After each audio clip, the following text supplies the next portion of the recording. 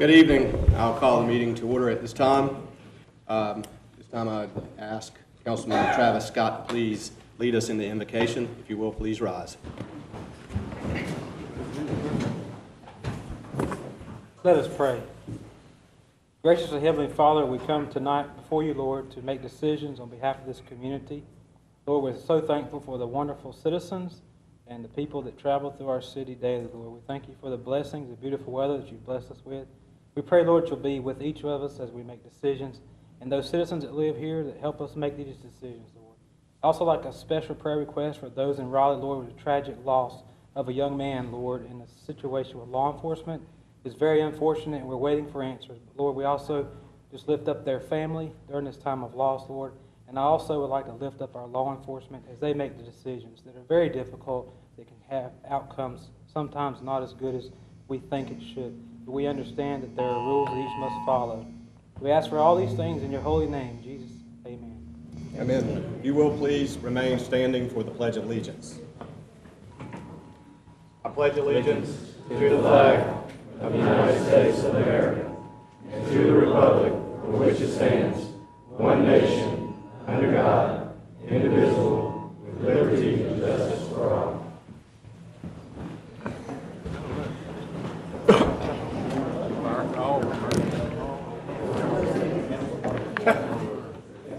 Not hardly. So, gentlemen, you have the agenda in front of you. There are a few additions, known additions to the agenda. The first being under presentations, the recognition of the 2015-2016 Smithfield Selma High School men's varsity basketball team. We'll add that, and I'll also ask Councilman Lee if he will assist me in making that presentation. The second item is additional information under public hearing number 3. You should have that information in front of you. It's regarding additional loan information.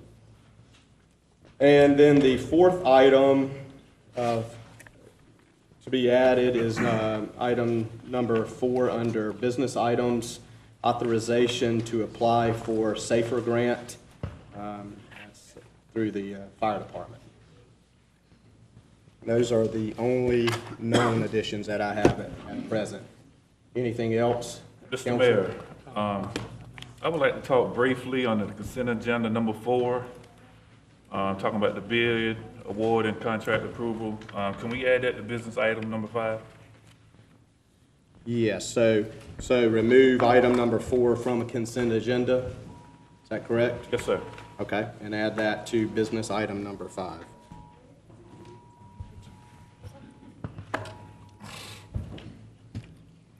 I make a motion to approve the agenda. I have a motion to approve the agenda. Do I have a second? Second. All in favor, please say aye. Aye. All opposed.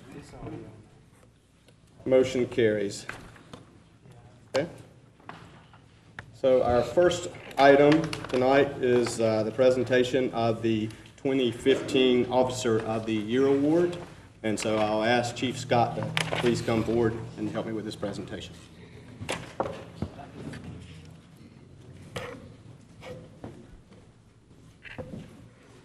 Thank you, Mr. Mayor.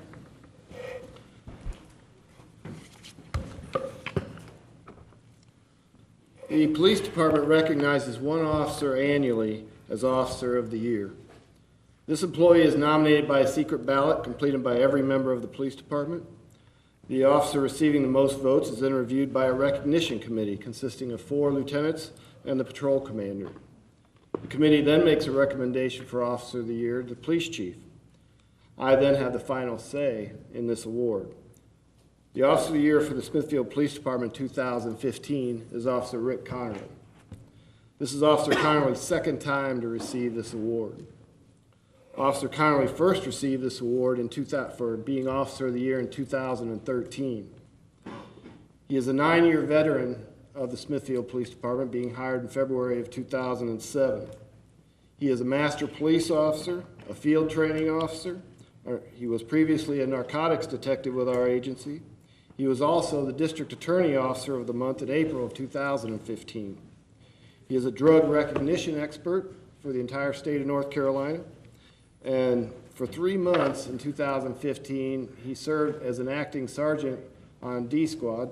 Would you stand up, Lieutenant Grady? On Lieutenant Grady's squad, and did so admirably at no compensation to him because of shortage we had due to injuries. I would like to personally thank him for his dedication and his hard work throughout the 2015 calendar year and ask that you recognize him for these accomplishments.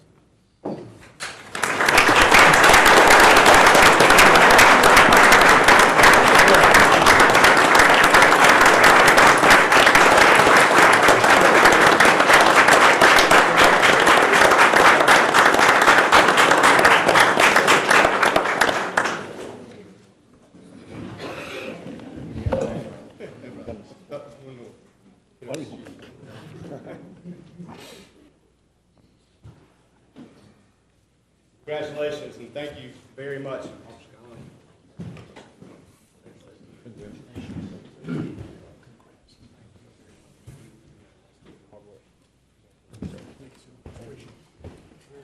We need a speech. Oh, yeah. Congratulations.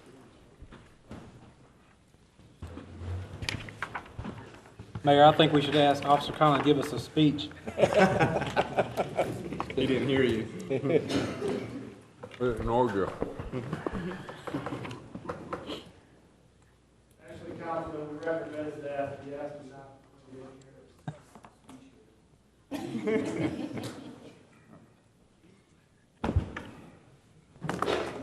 Okay, at this time, we'll move on with our second presentation for this evening. And I'll ask Councilman Lee to come down to the front. And then also I'd like to ask the coaches and members of the varsity basketball team to just please come down here in the front.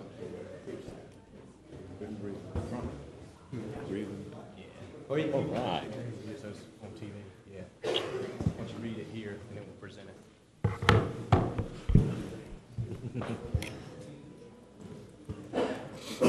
Just so y'all know, I got your back, baby.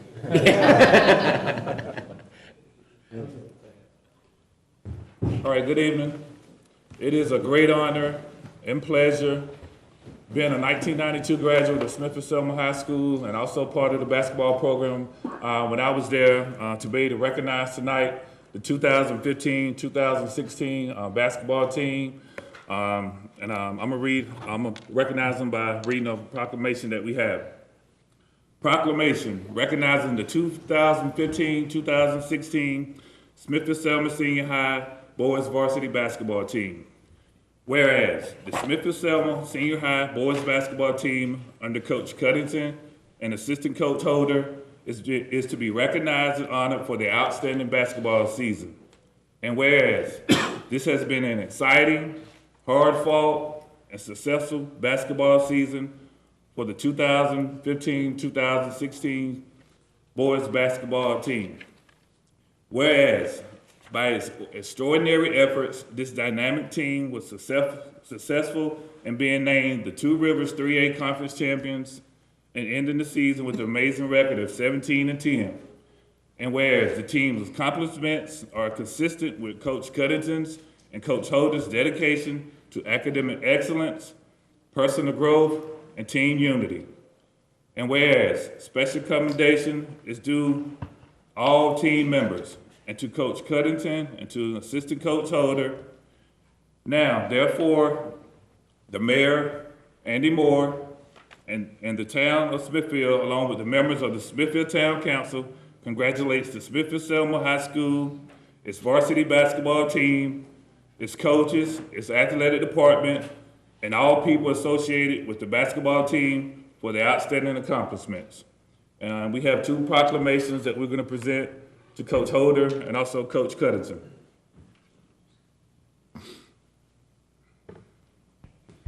So you know I have to say something, so you're going to have to stay up here just a minute. Stand up. I'll stand up here, how about that? Where's the remote box? No, I do just want to say, as the mayor, the excitement that you gentlemen have brought, not only to the community of Smithfield, but also to Selma. I've been in discussions and many talks with their mayor, and you guys are leading the effort of exactly what I want to do in this town, and it's to build a fire. And it's to build a fire under all of the citizens, whether they are 15 years old or whether they are 70 years old. I want to build a fire so they are involved in this community. My son attends Triple S, is in the 9th grade. My nephew, Henry Moore, also attends Triple S, and I know just the excitement that I hear them talking about just from what you guys have accomplished. And I encourage you to keep it up as you exit the court, to keep up that excitement that you've built throughout the community. And I challenge you to do that on a daily basis. And I sincerely thank you and congratulate you for your season.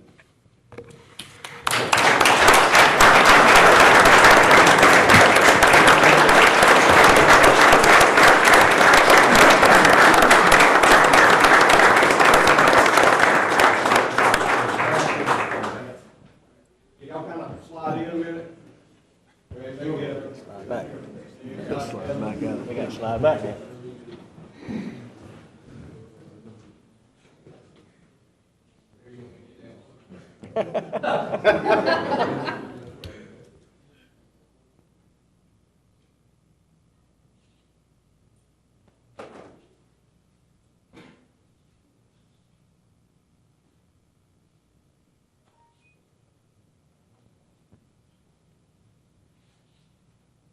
And before we adjourn, I'm going to present everybody with a token, just a pen, Town of Smithfield. A token of appreciation.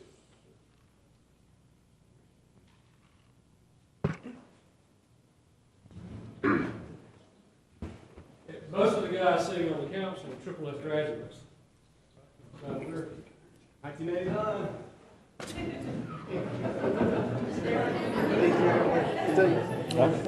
Where we going? You don't have to say you were born.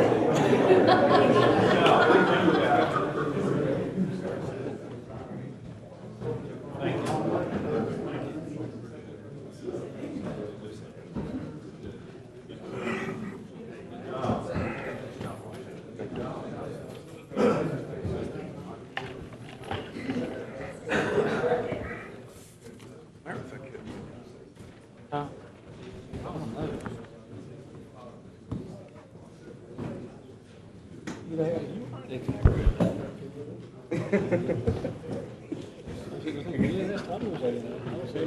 That guy said, I wasn't even born yet. We're proud of it. That wasn't what I expected too much now. We talk like that. Yeah, that's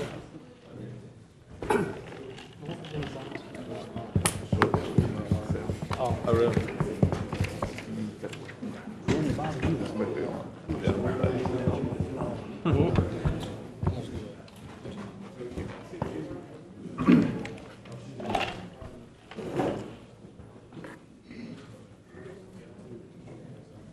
That's exciting.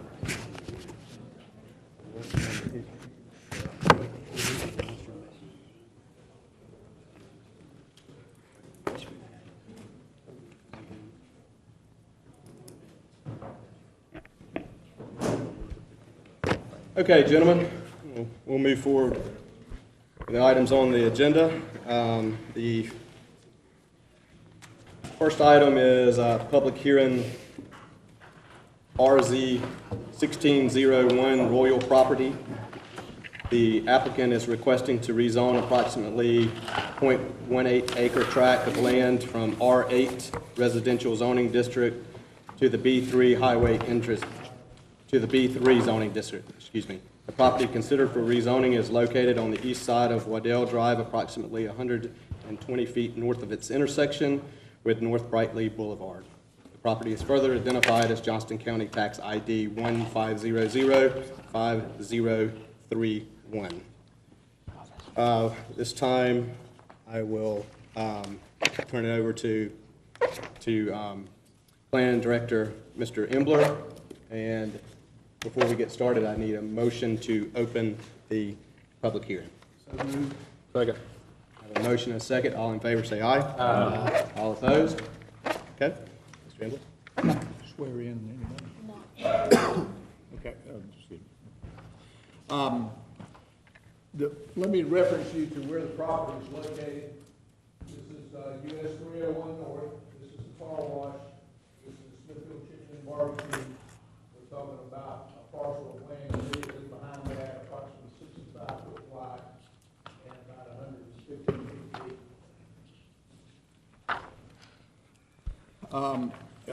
The site is 1.8 acres. It's presently zoned R8. It's being requested to be rezoned to B3 highway commercial. All permitted uses in the B3 zoning district will be allowed if approved on this as per the Unified Development Ordinance. The property under consideration appears to have no environmental issues associated with it. The zoning to the north and to the west is R8 zoning. To the south and to the east is B3 commercial. Is the consistency, the project, the rezoning has consistency with the strategic growth plan. However, the growth plan calls that for be an office and institutional and high density residential, but it is immediately adjacent to commercial properties.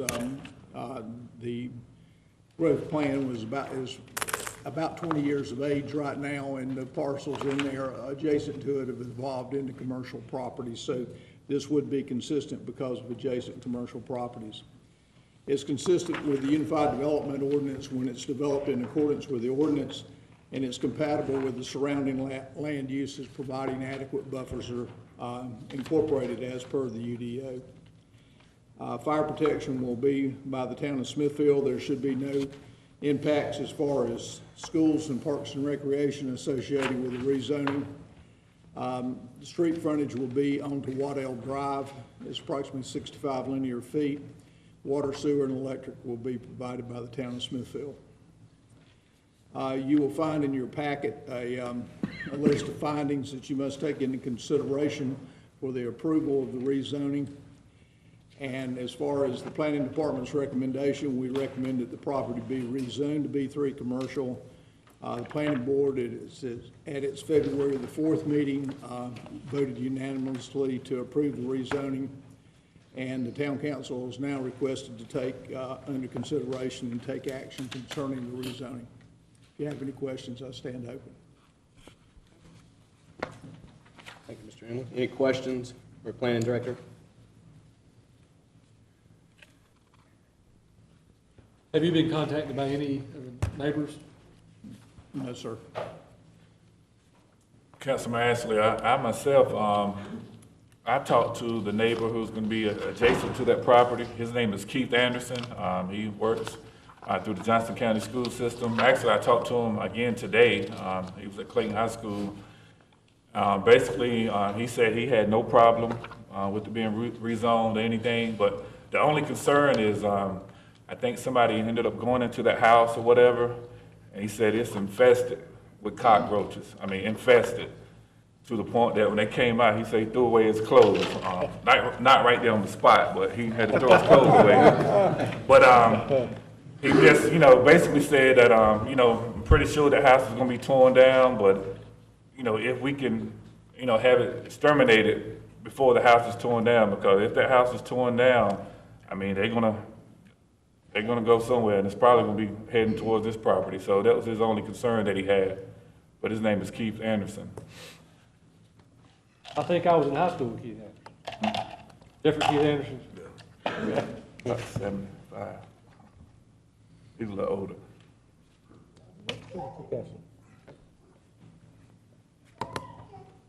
Okay. Any other? Mr. Embler, the buffer between the two different distinctions, would that be relocated? Is that what the plan is? There would be a requirement of a buffer per the UDO between the R8 property and the B3 commercial. So this side of the property line would be required to have a buffer And I believe I'd have to look it up, but I think it's a 30-foot buffer for that particular use. And what that means is, it's landscaped in there. There can be no structure within that 30-foot buffer, but they can be landscaping and parking and things like that. But that would be specific to the site plan approval, which is totally different from the rezoning.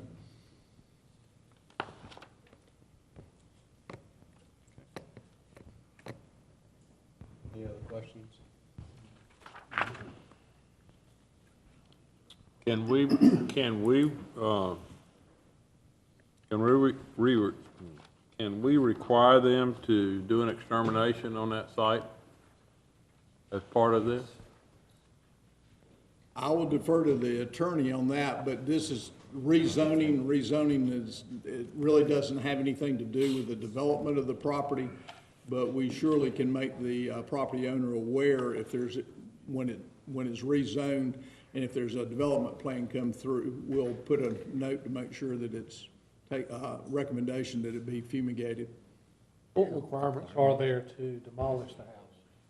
You have to get some type of permit? They'll have to get a demolition permit issued by Johnston County. Not by us. No, we do not issue demolition permits, nor How building can we really permits. require that?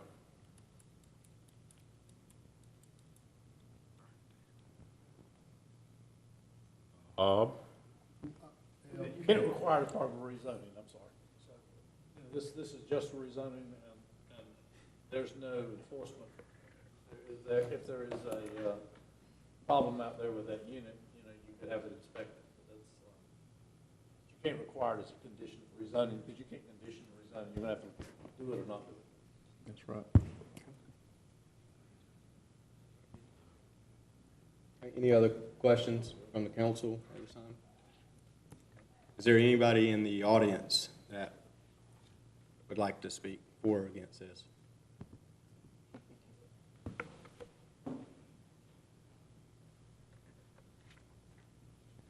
Mike, if you will come state your name and address for the record.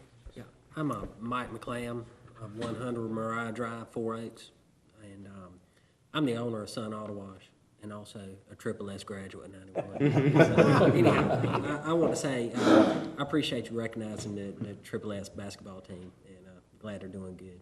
So anyhow, Councilman Lee, that came from me. I went in the house with the present owner, DeCar's Royal, and he inherited that home from his father, Dick Royal.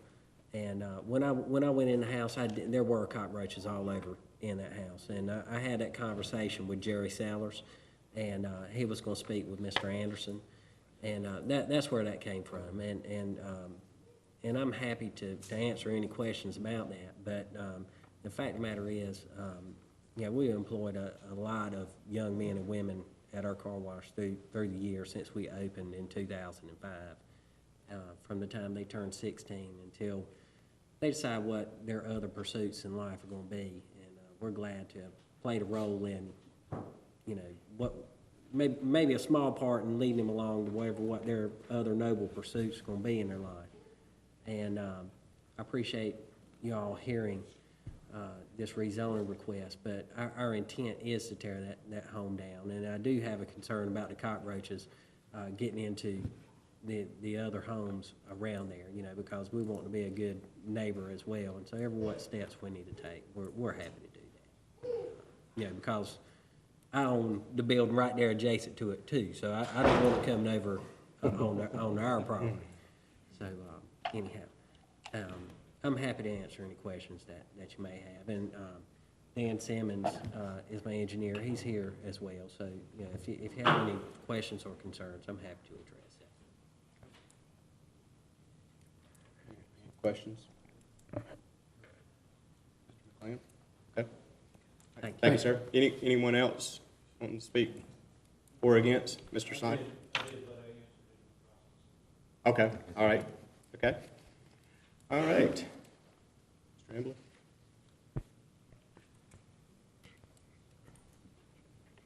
Any other questions for Mr. Embler this time? I move we close the public hearing. Second. I have a motion and a second to close the public Hearing, all in favor say aye. Aye. All opposed? Okay. Mayor, I move that we approve findings of fact 1 through 4. Second. 1 through 8. 1 through 8. 1 through 8. 1 through 8. Mr. Ford. Yeah, our agenda's not correct. I amend my motion to approve findings of fact 1 through 8. Second, Mayor. All right. I have a motion and a second to approve the findings of fact 1 through 8. All in favor, say aye. Aye. All opposed? Okay. I move we approve the zoning. Second. I have a motion and a second to approve the rezoning. All in favor, say aye. Aye. All opposed? Motion carries. Thank you very much. Okay. The next public hearing is a conditional use permit, 1602 Run Right Auto. The applicant is requesting a conditional use permit to allow an outdoor storage yard of automobiles designed to accommodate 16 vehicles located within a B3 zoning district. The property considered for approval is located on the south side of Whitley Farm Road, approximately 5,200 feet southwest of its intersection with Brogdon Road. The property is further identified as Johnston County Tax ID 15K11026H. And before I get started, if anyone would like to, in the audience, including the applicant, that would like to speak for or against this, please stand and be sworn in. And actually, I need the applicant to be sworn in, whether you plan to speak or not. Is the applicant here? Please, you can do it from where you're sitting. Please raise your right hand. Do you solemnly affirm to tell the truth, the whole truth, and nothing but the truth, so help you God? Thank you. Thank you. I have a motion to open the public hearing. So moved. A motion is Second. second. All in favor, say aye. Aye. Let me, if I may, reference you to the location of the property. This is the Brogdon Road intersection. This is Brogdon Road. This is I-95 toward 4 Oaks. Whitley Farm Road parallels this all the way down to this red dot right there on the map is the B3 property that the automobile repair place is located on. This is a site plan that you have a reduced copy of in your packet. Whitley Farm Road out front, Interstate 95 out here. The building is located roughly in the front third of the property. The area for the car storage is immediately behind the building. It's approximately 1.9 acre property. It's zone B3, and it was permitted approximately 2 years ago as an automobile repair facility. Our ordinance allows administrative approval of an automobile repair shop with a maximum of 6 spaces allowed for storage for vehicles awaiting repair. Mr. Permel has found that he needs additional storage to the rear of the building, and he is asking you to increase that to 16 cars in this request. As far as any environmental considerations to the building, there is a 50-foot riparian buffer on the rear of the site for an existing blue line stream. The zoning associated with it associated to the property to the north is light industrial with the Flanders filter plant across the interstate highway. All the other properties surrounding it is R28 residential agricultural. The consistency with the growth plan, the outdoor storage is consistent with the comprehensive land use plan and permitted at most locations, providing screening requirements are met. The Unified Development Code will apply here. Outdoor storage is a permitted use within the B3 district, providing that the town council grants a conditional use permit. Outdoor storage is compatible with the surrounding land uses and will not impose a compatibility use with surrounding uses due to the screening requirements of the UDO. There have been signs permitted and issued for the site, and the signs are constructed on site. Fire protection is by the town of Smithfield. Access is through Whitley Farm Road. Water and sewer are provided by Johnston County through the town of Smithfield allocation, and the electric provider is Duke. The planning department's recommendation, approval of this proposed storage yard for automotive bills, providing that all parking places are paved and screening of the storage yard is installed in accordance with minimum development standards of the UDO. The planning board at its February the 4th, 2016 meeting unanimously voted to recommend approval. The council is now asked to take this under consideration and take action on the request. In your packet, you will find that you have the finding of fact. There are 4 facts. After you take action on the 4 facts, then you must record your decision attached to the planning board minutes, as well as the application site plan and the mailing information for the public hearing. For that, our staff's presentation is concluded, and we stand open for questions. Thank you, Mr. Ambler. Does the applicant have any other information they would like to share at this time? Okay. And hearing the presentation and from Mr. Ambler, do you agree with the facts that he stated?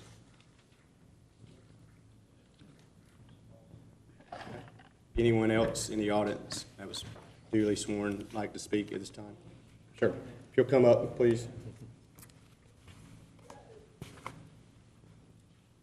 If you will, please state your name again and address for the record. This is Mohammed Permo. I'm the owner of Run Right Auto Repair. I had gravel before this in that property on the back of the shop, so I was just wondering if we had to pave again, you know, or should I just leave it as gravel? Because I spent, you know, $3,000 worth of gravel to put in when I built the shop. That's only my consideration. If you all want me to put concrete, that's, you know, that's fine too. But, you know, that's all I gotta say. But everything else, Mr. Paul already stated here. So. Am I right in saying that there is a fence all the way around your property? Yes, sir.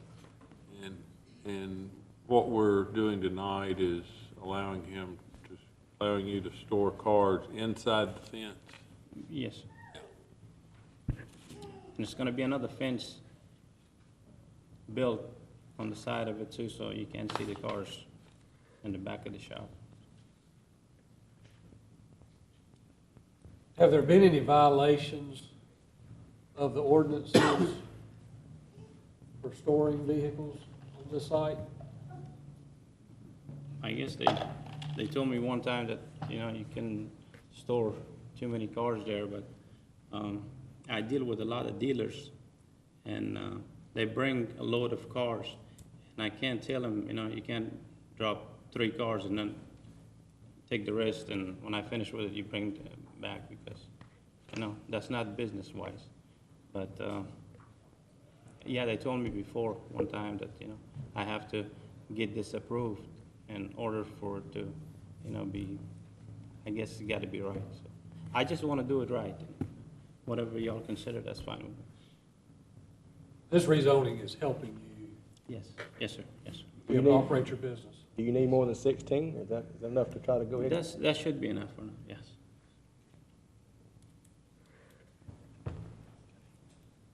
Have you had any complaints from your neighbors or anything? No, I'm happy with the neighbors and everybody's fine. They're actually my customers, so. Any other questions from the council for the applicant or Mr. Ambler at this time? Seeing none, hearing none, do I have a motion to close the public hearing? So moved. Motion and a second. All in favor, say aye. Aye. All opposed? Public hearing's closed. Any other questions for Mr. Ambler? What would be his answer to his question about the pavement or either the rocks? Will he have to pave it or? Being you and Mr. Dunn being new on the board, the previous council took under consideration that our ordinance says that if a vehicle's parked on it, it needs to be paved. And there was a request for an ordinance amendment on that, which was denied. So the council chose to stay with the requirement of paving parking places. Whether they're in a parking lot or in a car lot, they need to be paved.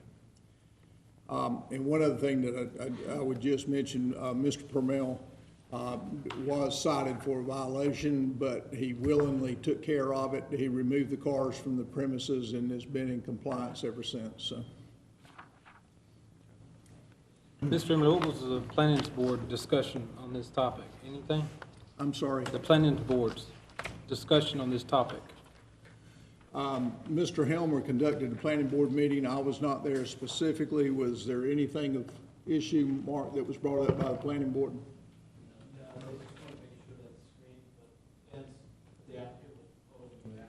Oh, that was one other thing.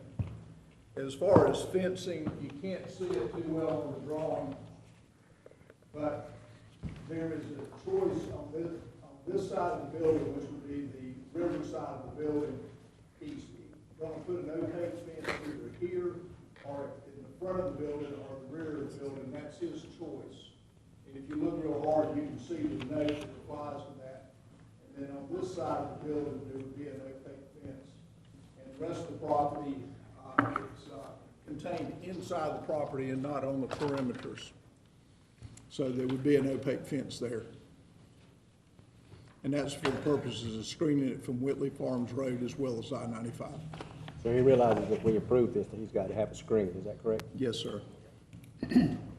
We're okay with them not paving as long as there's a fence around that particular area. Is that what you're saying? I'm sorry? We're okay with not paving as long as there's a fence around that area and a screen. No, he has He'll have to pave regardless. Paved in fence. Okay. Mr. Mel, are you good with that, or you?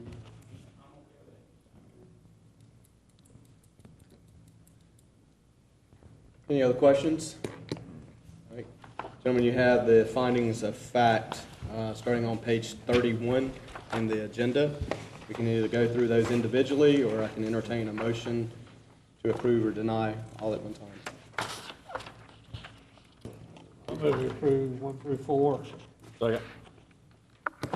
Motion and a second to approve findings of fact 1 through 4. All in favor say aye. Aye. Opposed? Okay.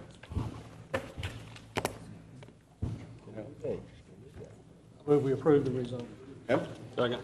Or the conditional use. So I have a motion and a second to approve the conditional use permit. All in favor say aye. Aye. Okay. Motion carries. I would like to ask a question. These requirements are the same as if this property were in the city limits system? Yes, the UDO doesn't discriminate between interior and exterior of the city limits. And that's one of the things I would like for us to look at as we look at revising the UDO and making amendments is whether there should be, this property's not in our city limits, it's in the ETJ. But should we have the same requirements for something in the ETJ that we should? Maybe like transition districts or Right. whatever. Well, I would like for us to take a look at our ordinance on that. I think it's, I make a motion, we look at changing that ordinance to paving. I don't think it's fair to ask the customer, again, if he's out of the city limits, to do that. Well, I understand the UDA was made, but I would like for us to research that, review that again. yes, I mean, if you recall from the last meeting, you approved a revision to the UDO. So we're going to be looking at all those requirements as we go through, and that's. Can we do it without him having to spend the extra money to pave? Is it going to be, I mean, can he grandfather in that? I'll defer to the attorney. This is a conditional use. I mean, what I'm saying is he's willing to, I mean, he's Well, operating. With all due respect, Councilman, we did just vote on it. I mean, obviously, I guess we can, Well, you know, yeah. but- have another motion, but we did just vote to approve it. As with anybody in that, they can always, they have the right to go through an amendment process. through the ordinance. But amendment process, I'm going to tell you, unless I'm wrong, Paul, on that, you're talking at least a 90-day process before it gets back. By the time they go look at it, go through the review, the recommendation, the public hearing on the amendment, and then get back to the board. But there is a process that any citizen could probably follow through and amend any section on it. Just I'm as, just trying to- and I think this case, if it's in the ordinance and we denied it before, it would need an amendment process. I'm just trying to support the man Yeah. a little bit and save more money if we could, so. He can do asphalt though, right?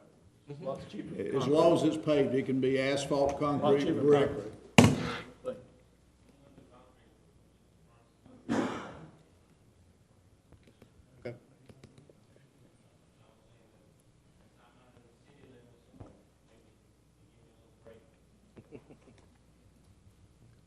Well, that's something we've got to look at, not on a case-by-case basis. We have to look at it as a policy that would apply to everybody, so we can't really make that call tonight.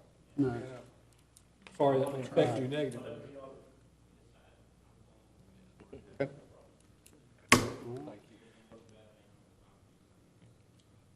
Thank you. Thank you very much.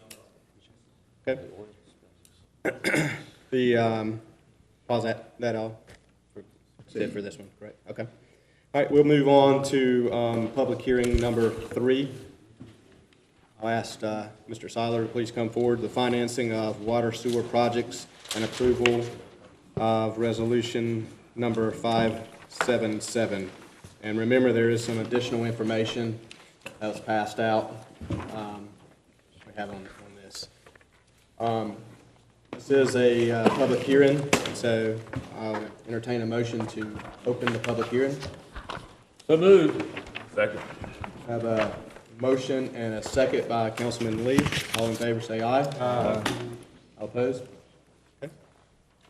Mayor, Councilman, the North Carolina General Statute 160A-20 requires any local government unit to hold a public hearing to receive citizen input before contracting or before citizen input before entering into a contract involving the purchase or improvement of real estate. The town of Smithfield is considering financing multiple water sewer projects, which will improve the overall water sewer infrastructure. The projects are numerous. There are about 16 of them. I won't take the time to name each project as they were all mentioned in the public hearing ad in the local Smithfield Herald. The loan amount for the projects is $1,181,500. At the time this was written up, I used an indicative rate of 7%, of 3% for a 7-year period and a 10-year period. When I sent out the RFP this time, I reduced the long term to 7 years, hoping to get more bidders. As last time, I put it out for 10-year and 12-year, and we got one bid from our local finance institutions.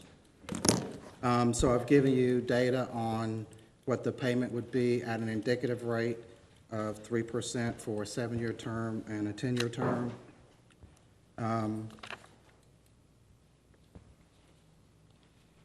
If this project were to move forward and if rates had to be increased to support the debt on this, it would mean approximately 48.5 cents per 1,000 gallons of water usage to support the debt. And this is done on a 10-year term of $188,396 a year.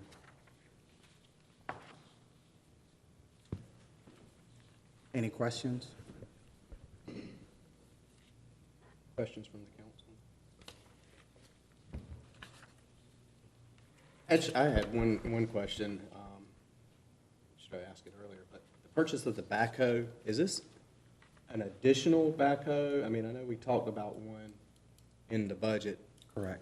Is That's this, the is one. this it? We're not buying, this is not an additional backhoe? Correct. Right. And this is a used backhoe versus a You're new right, one. and we talked about purchasing a used one. Okay, so it is just one.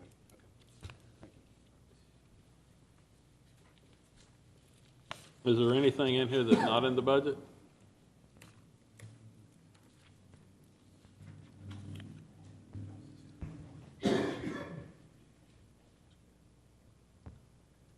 I want to say, and I'm going to rely on Pete, that the sludge handling equipment was not initially in the budget, but has been approved since the original budget. And indeed, there's a budget amendment in this package which increases the budget to improve the sludge handling equipment.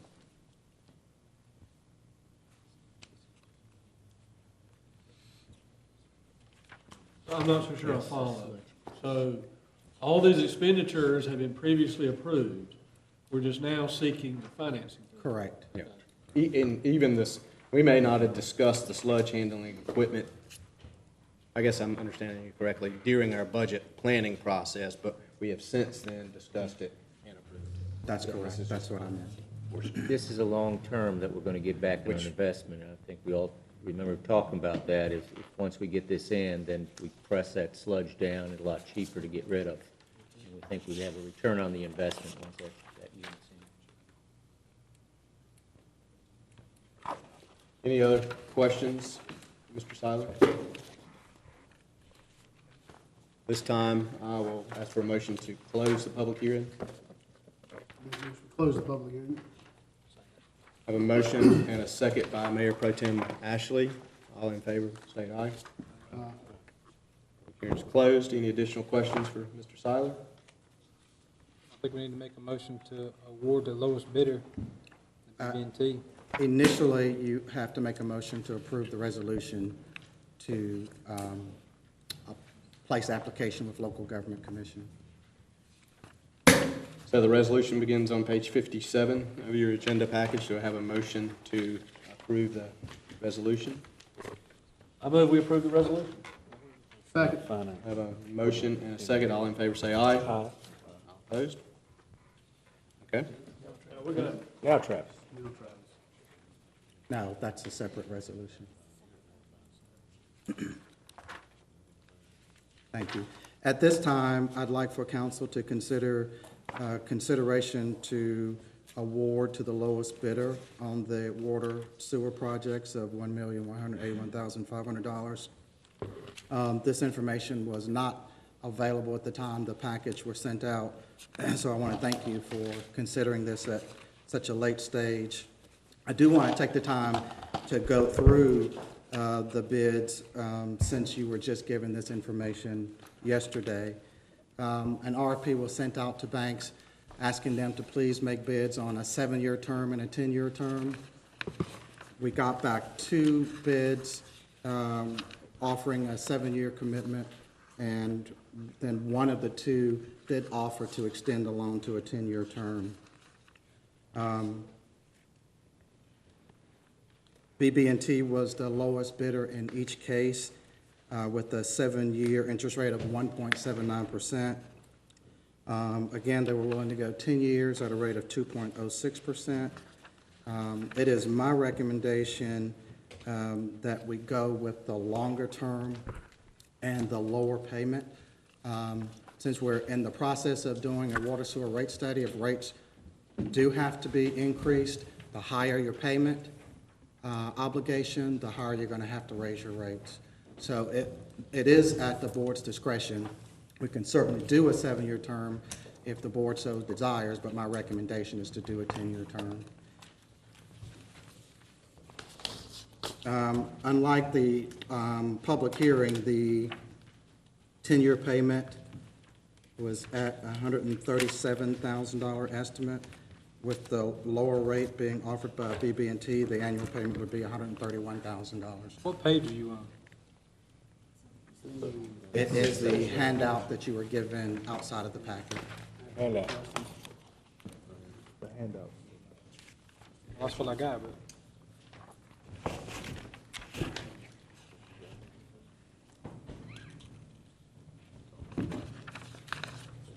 So Mr. Seiler, while Councilman Scott's looking over that, just one question. I saw in the bids that BB&T They had a prepayment penalty of 1%, and the other bidder did not. Is there room for negotiation on that, or can we go back to them and try to, even if we approve this tonight, can we go back to them and? I can attempt that at your request. You'll notice that the other bidder, while their rate was higher, they also made the bank responsible for up to $7,500 in closing costs. Yeah, I see, yeah, okay. But So one kind of offsets the other. I'll just ask you to go back Sure. and see if we can work that out. I will make that request. Thank you.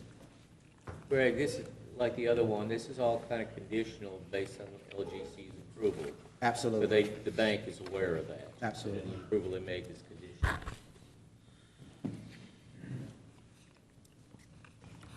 Right, LGC has to approve our borrowing purpose and loan amount before we can actually receive funds from the lender.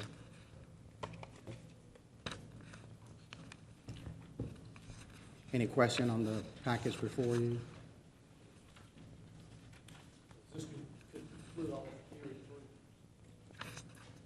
Yes. Well, hearing 3 is technically over.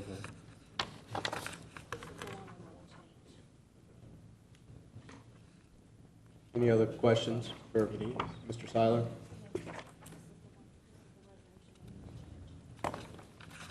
So there are there's one resolution attached, and there is also attached a declaration of official intent to reimburse. Anytime you have started projects, expended monies, you have to have that attachment before the bank can reimburse you for your expenditures.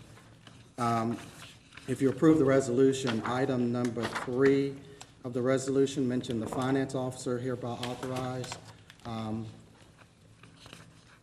We will. 2 seconds.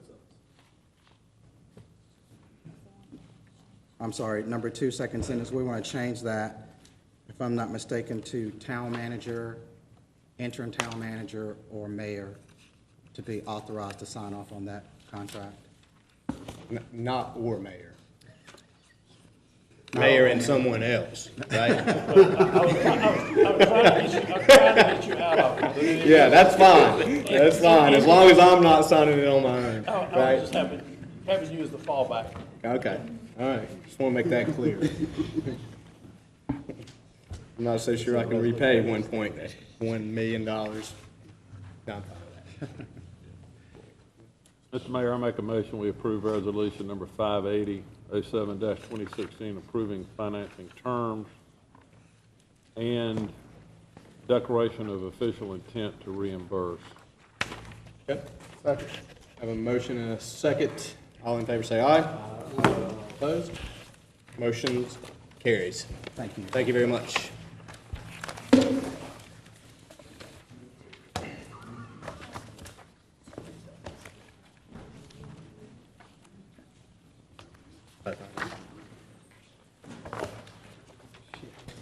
Oh, public hearing. At this time, we will move on to citizens' comments. I do have a couple of citizens who actually signed in that would like to speak. So at this time, I will call Mr. Mark Lee to the front. Please state your name. Didn't we move a consent item to a business item? Yeah. We ain't gotten there. We hadn't gotten there. Oh, I'm sorry, excuse me, public hearings, I apologize, excuse me. My fault, my friend, I'm jumping ahead. Hey, it's all I right. hit the gavel early. Hey, keep it moving, I right? hit the gavel early, I apologize. My name's Mark Lee, 15-year citizen of Smithfield. Got a son that goes to Triple S, plays on the varsity baseball team. My concern with him going there is there's mold in the field house and black mold, and it's everywhere. I have some photographs here that I'd like for you guys to see. I'm just asking for some support. I have reached out to the school board, some of the members there, and they are working on the project. But I'd like to know that the people in Smithfield are in support of it also, and the town council as well, since it's here in our town. It's really embarrassing to be there and have friends that come there from all over the county to see this type of mold and really a bad situation in the bathrooms that, from what I understand, they've been repaired over the weekend, the bathrooms have. But the black mold that's in the cinder block walls, it can't be repaired. It has to be torn down. You know that, that's a fact. So what I'm asking for is not just a Band-Aid, so to speak, but for your support in getting this thing demolished like it was supposed to have been last fall. If we can just reach out as councilmen to the school board or whoever we need to get this straightened out so that the physical health of our children are not at stake here. It's even worse than the pictures say. If you've ever visited there, there's nothing been done to it, so to speak, since 1978 when I played ball. What building is this again? This is the field house that's located. The old field house. It's located behind home plate and behind the concession stand there, so to speak. Like I say that they have. I've been in touch with emails and texts with some of the school board members, and they say that there's a short-term plan, and a long-term plan. But it was supposed to have been demolished in the fall of last year. So what I want to know is, do we really have a plan? Are we going forward and taking care of this hazardous situation for our children? I would be in favor of just a consensus that the mayor could address a letter to the school board requesting this be addressed immediately for the health and safety of our children. Thank you very much. Yep, we certainly can do that. So I mean, can the building even be used? Is it being used right now, or? Honestly, this picture right here, this is a water heater that's located inside the showers. It's a local disconnect with 240 volts up there. Wow.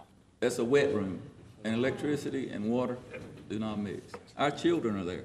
There's more water on the floor without the shower running than there is with the shower running when it's raining.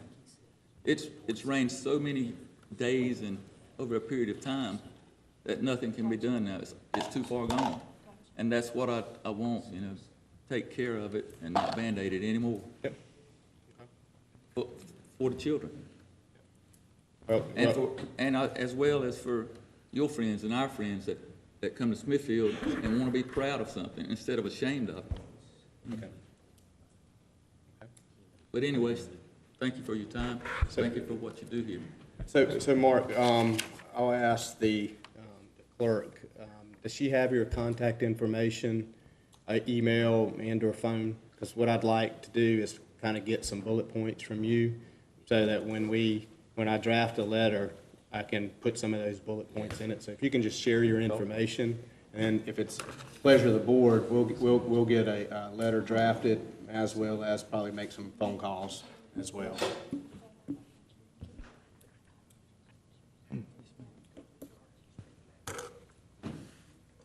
Or did you say you shared those with the school board? A member of the. Thank you. Yes, you said you did share those photos with the school board? Mr. Renfro, Mr. Strickland, Mr. Price, some of the facilities people. But like I said, paint can't fix mold. The only thing that can fix mold inside a cinder block wall is demolition. I'm not asking for a brand new building, a Taj Mahal, a pro stadium, just a decent place where they can change clothes and where we can use the restrooms. That's it. Mr. Lee, how long has it been since you made contact with them? Just curious. Today. Today? So this was first made aware to them today? I'm waiting for a phone call from Mr. Price for a long-term plan. So I think, Councilman Scott, today wasn't your first contact? No, sir. When was your, that's what I was curious. Yeah. Couple of weeks. And actually, Not acceptable. it's been talked about for several years. Yes, sir. I was on the board out there, and Yes, sir. I think they're talking about demolishing it probably at least 5 years ago. There's several parents here in this room that have ball players on that team, Mr. Kerrigan, Mr. Branch, Mr. Moore, and if they feel like I do about this, they're ashamed of it. and they definitely don't want their children ever going back in it again. You know, it's hazardous. Black mold is hazardous to the central nervous system and all parts of the body. Okay. All right. Well, thank you very much for bringing that to our attention, and we'll certainly be in contact tomorrow. Appreciate it. Thank you, Andy. Appreciate it. Thank y'all. Mayor, I'd Okay. like to ask you to keep us informed on how that goes. Yep, I certainly will. That's completely not acceptable. And maybe if Shannon could share it, email us the letter. Yep. Before it goes out, I'll share that with everybody and before it goes out to get comments. That's all right. Okay. At this time, I'll ask Mr. Mickey Lamb to come forward.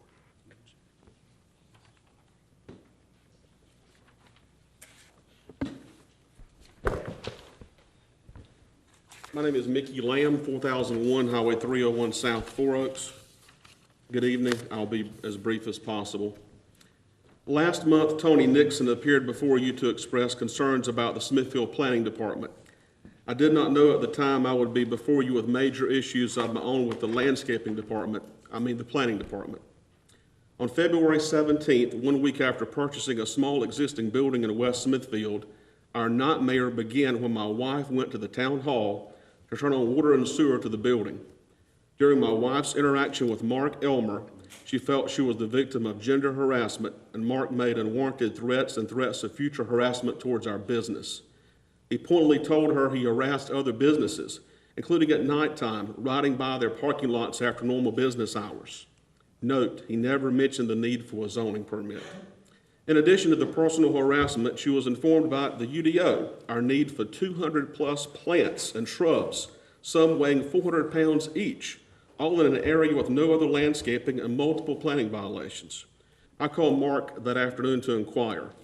The more questions I asked, the more problems I had. My parking lot suddenly was not square and had to be square to meet your code. I was informed my sign was no longer compliant, and not to mention the sidewalk. That too had fallen out of compliance during the 10-minute phone call. I quickly hung up the phone before more problems were found. Note, Mark never mentioned the need for a zoning permit.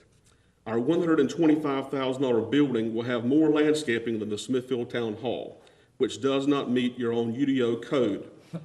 If the UDO is so great, why doesn't the town voluntarily abide by it? Could it be the expense, or the plants would actually hide the town hall?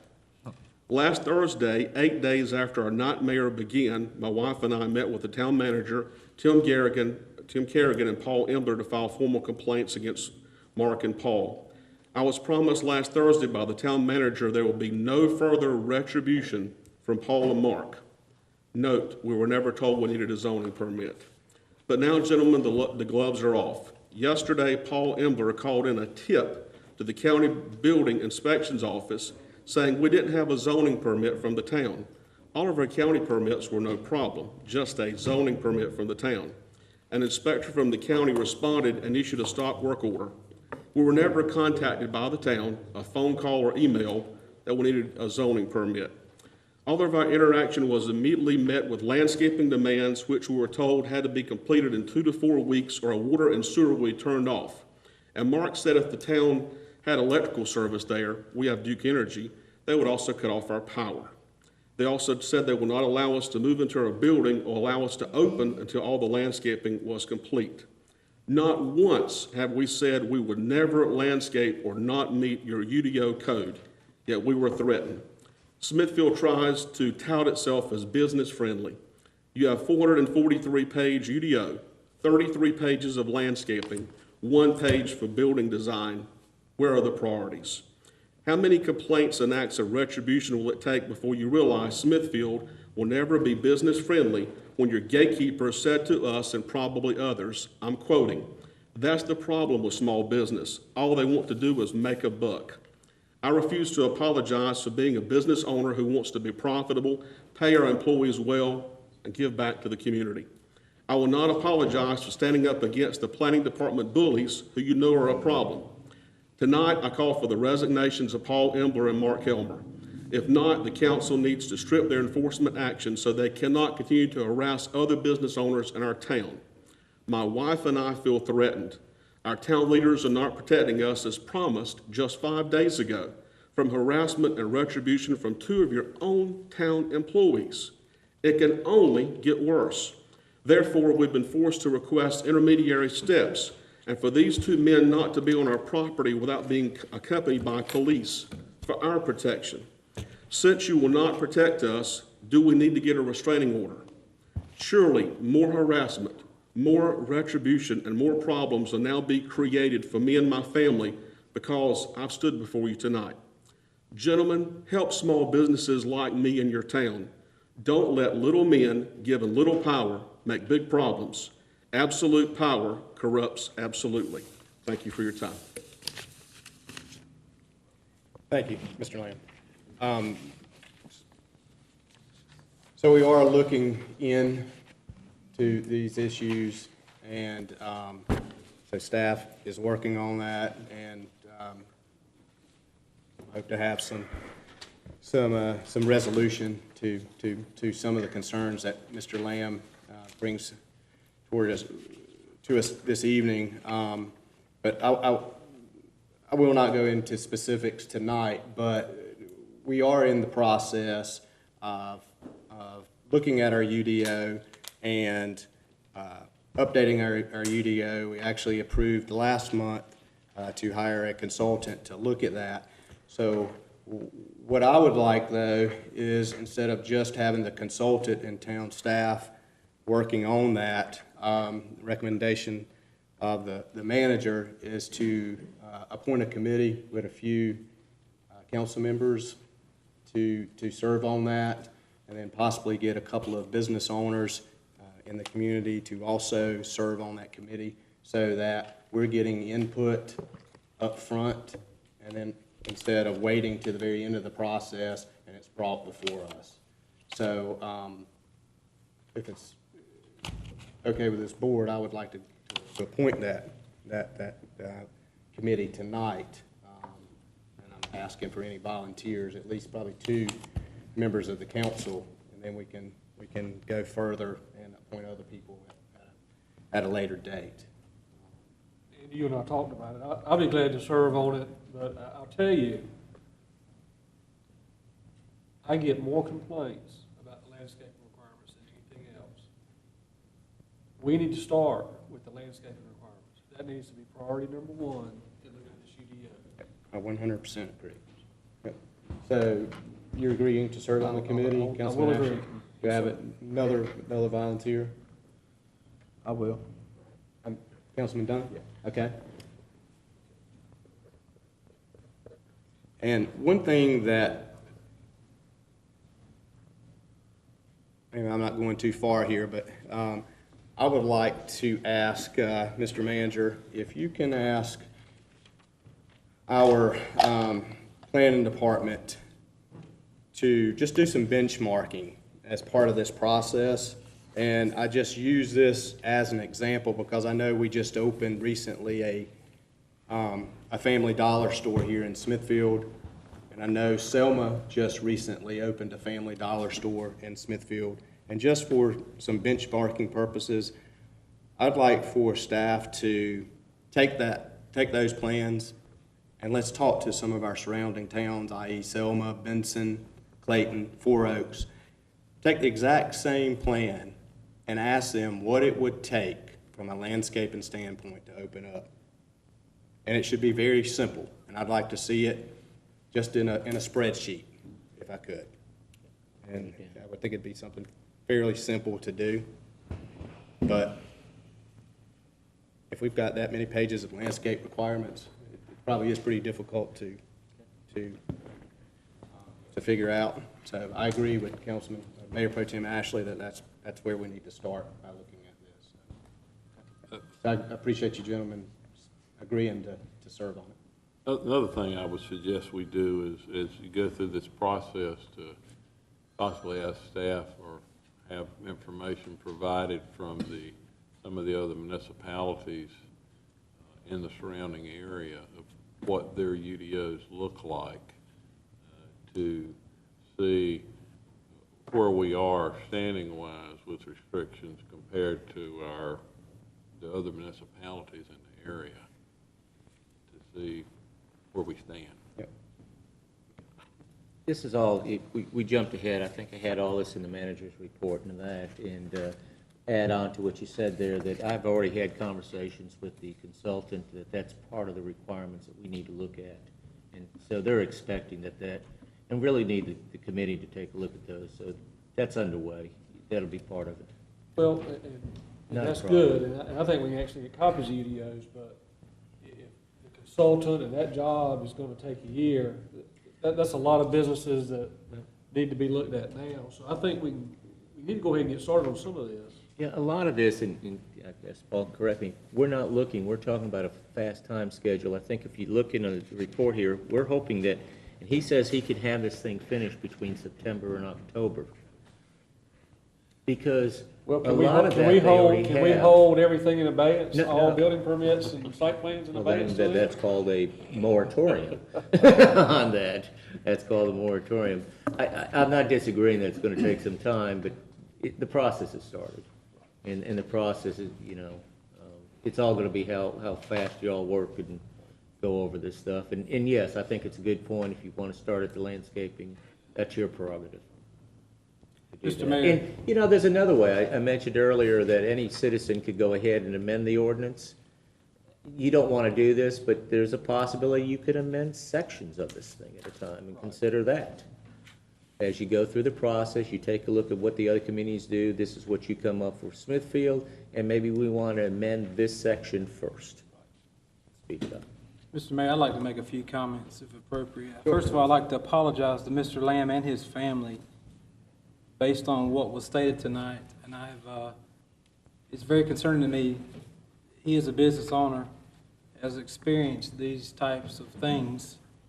We are a group of professionals, we have to be a teamwork, and one of my pillars for campaigning, when I run to serve on this board, was for our staff and our leadership to create paths and help remove roadblocks instead of put hurdles in the way. And one of the things that I've heard since being elected on this board, and even before that, is some of the things are over the top that we require.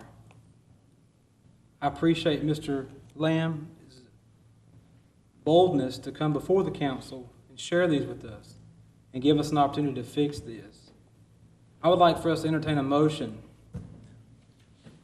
that we suspend our UDO, specifically dealing with landscaping, and have our planning board and this board look at it on a case by case until we can get this process resolved.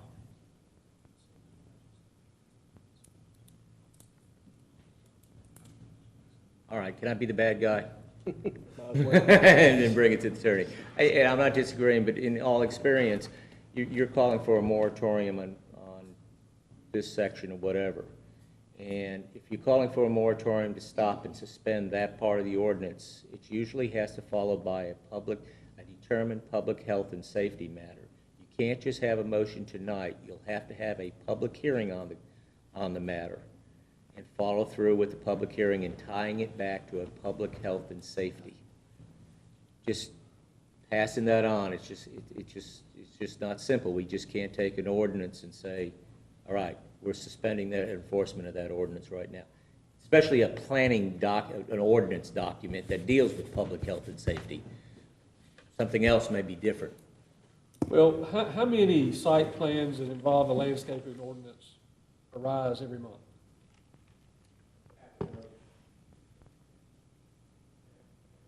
Can we require those to be submitted to council while we look at this process of revising the landscape ordinance? Mr.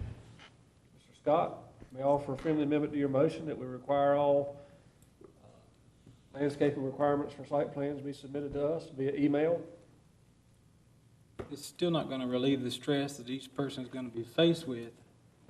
That's true, but it will give us an opportunity to look and see where the problems are as we try to figure out how to amend our UDO so that, number one, we can have a beautiful town, but also yet not unduly burden citizens and proposed business owners.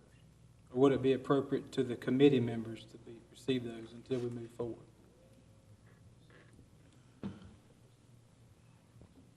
That's acceptable. I would make that amendment to the motion. But I want the motion to stand. This issue is nothing new. I've been on the council for 6 years. These UDOs are at least 8 years old, if not longer. And you have got people who have opened up businesses in this town who have had to abide by those UDOs for longer than I've been on the town council, over 6 years. So I would be concerned about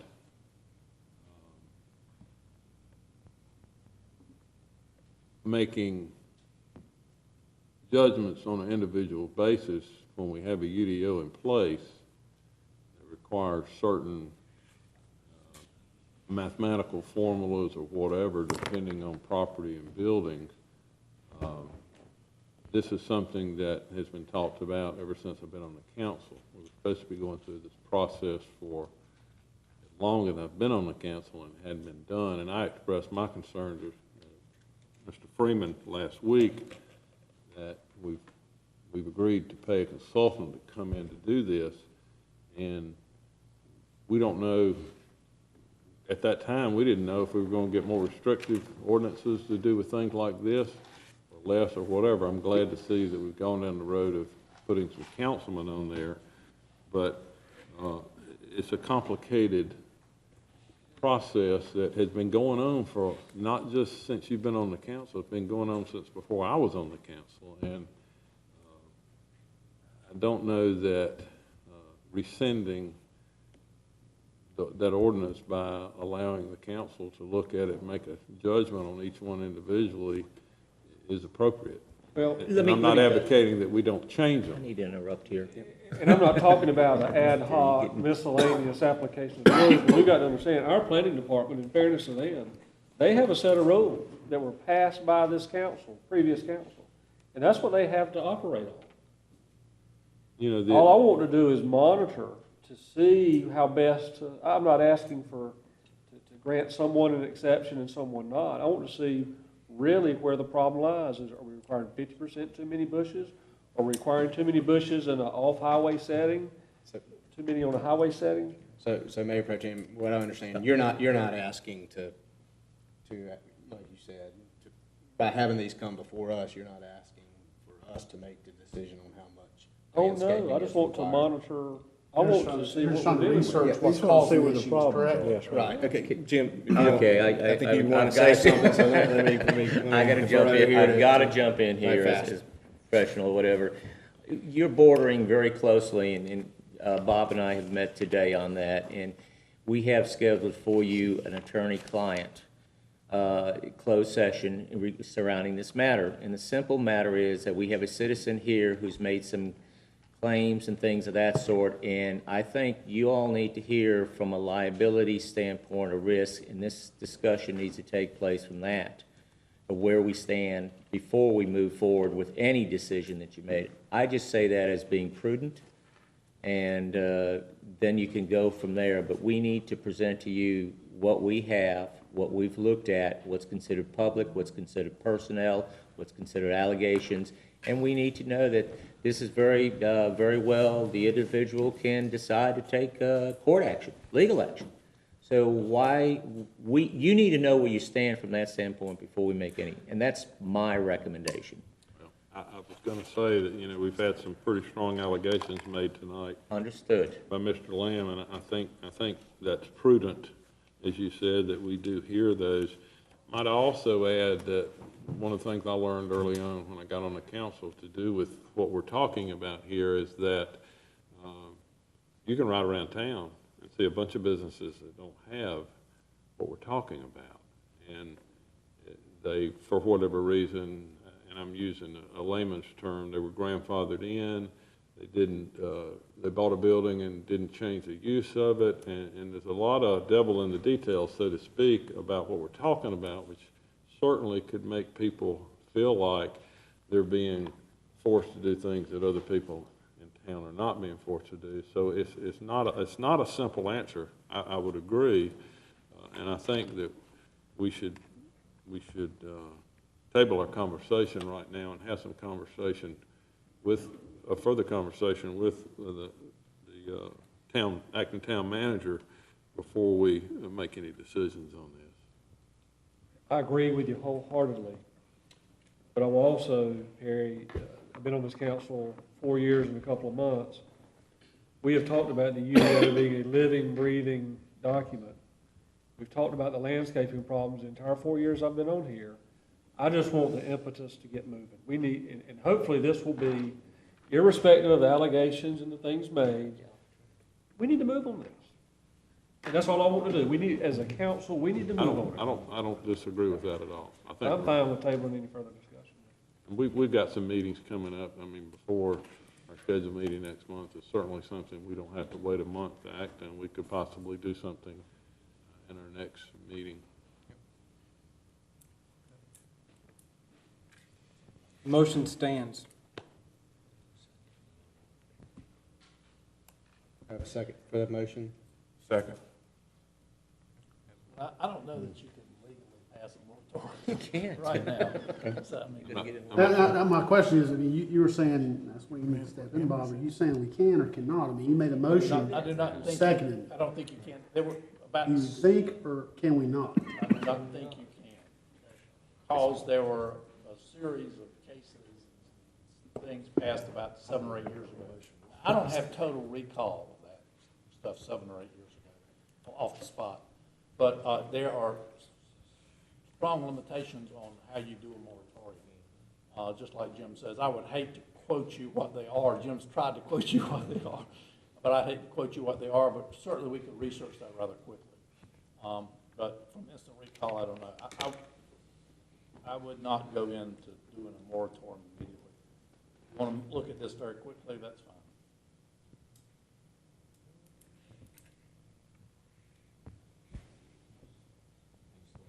That's an emotion. I have a motion and a second, so we need to. Either dies or take it off. Well, I mean, if we're voting for something that's illegal or unethical. So vote it down. That's a no.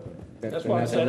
If you want to. We can always bring it back up at a different time, just because it I would doesn't agree pass with tonight. I'll be glad to send y'all all the stuff on the moratorium and all that, but it's detailed. It's a process. I don't have. I would highly recommend that we not take an action of doing that tonight.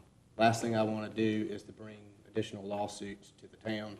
I think we need to Bob's point, he needs time to research this and give us some background. That's what he's paid to do. So let him research it and then get back to us on it. Well, since I've been on the council, I mean, that's the norm. We always table something, but then it don't never come back. I mean, it never ever come back. It seems like it just dies out. I mean, so we table it and, I mean, table it to win. You know, I mean, this is definitely a serious issue. You know, from what was stated tonight, a whole lot of it, you know, it's systematic. You know, we got UDOs. I mean, are we gonna enforce them or are we not? You know, what you do for A, are you gonna do for B? So a lot of it is systematic and not just in the planning department. I say that for myself. All right. So, gentlemen, we do have a motion and a second. All in favor of the motion, say aye. Aye. Aye. All opposed? Raise your hand, please. I would like to say that I'm in agreement with him, but I want to make sure we're doing something legal and not unlawful. That's, I I 100% commend Councilman Scott for making that motion, but I can't sit here and do something unlawful, not knowing if I am or not. We resolved the entire issue by getting to work on this and getting it done quickly. That's right. That's how we resolve this. It's just that simple. So, Mr. Dunn and Mr. Ashley, get busy. How's that? Keep us in the loop. All right. Thank you very much. And I don't disagree with what you said, Councilman Wood, but sake of time. All right. Thank you, gentlemen, very much.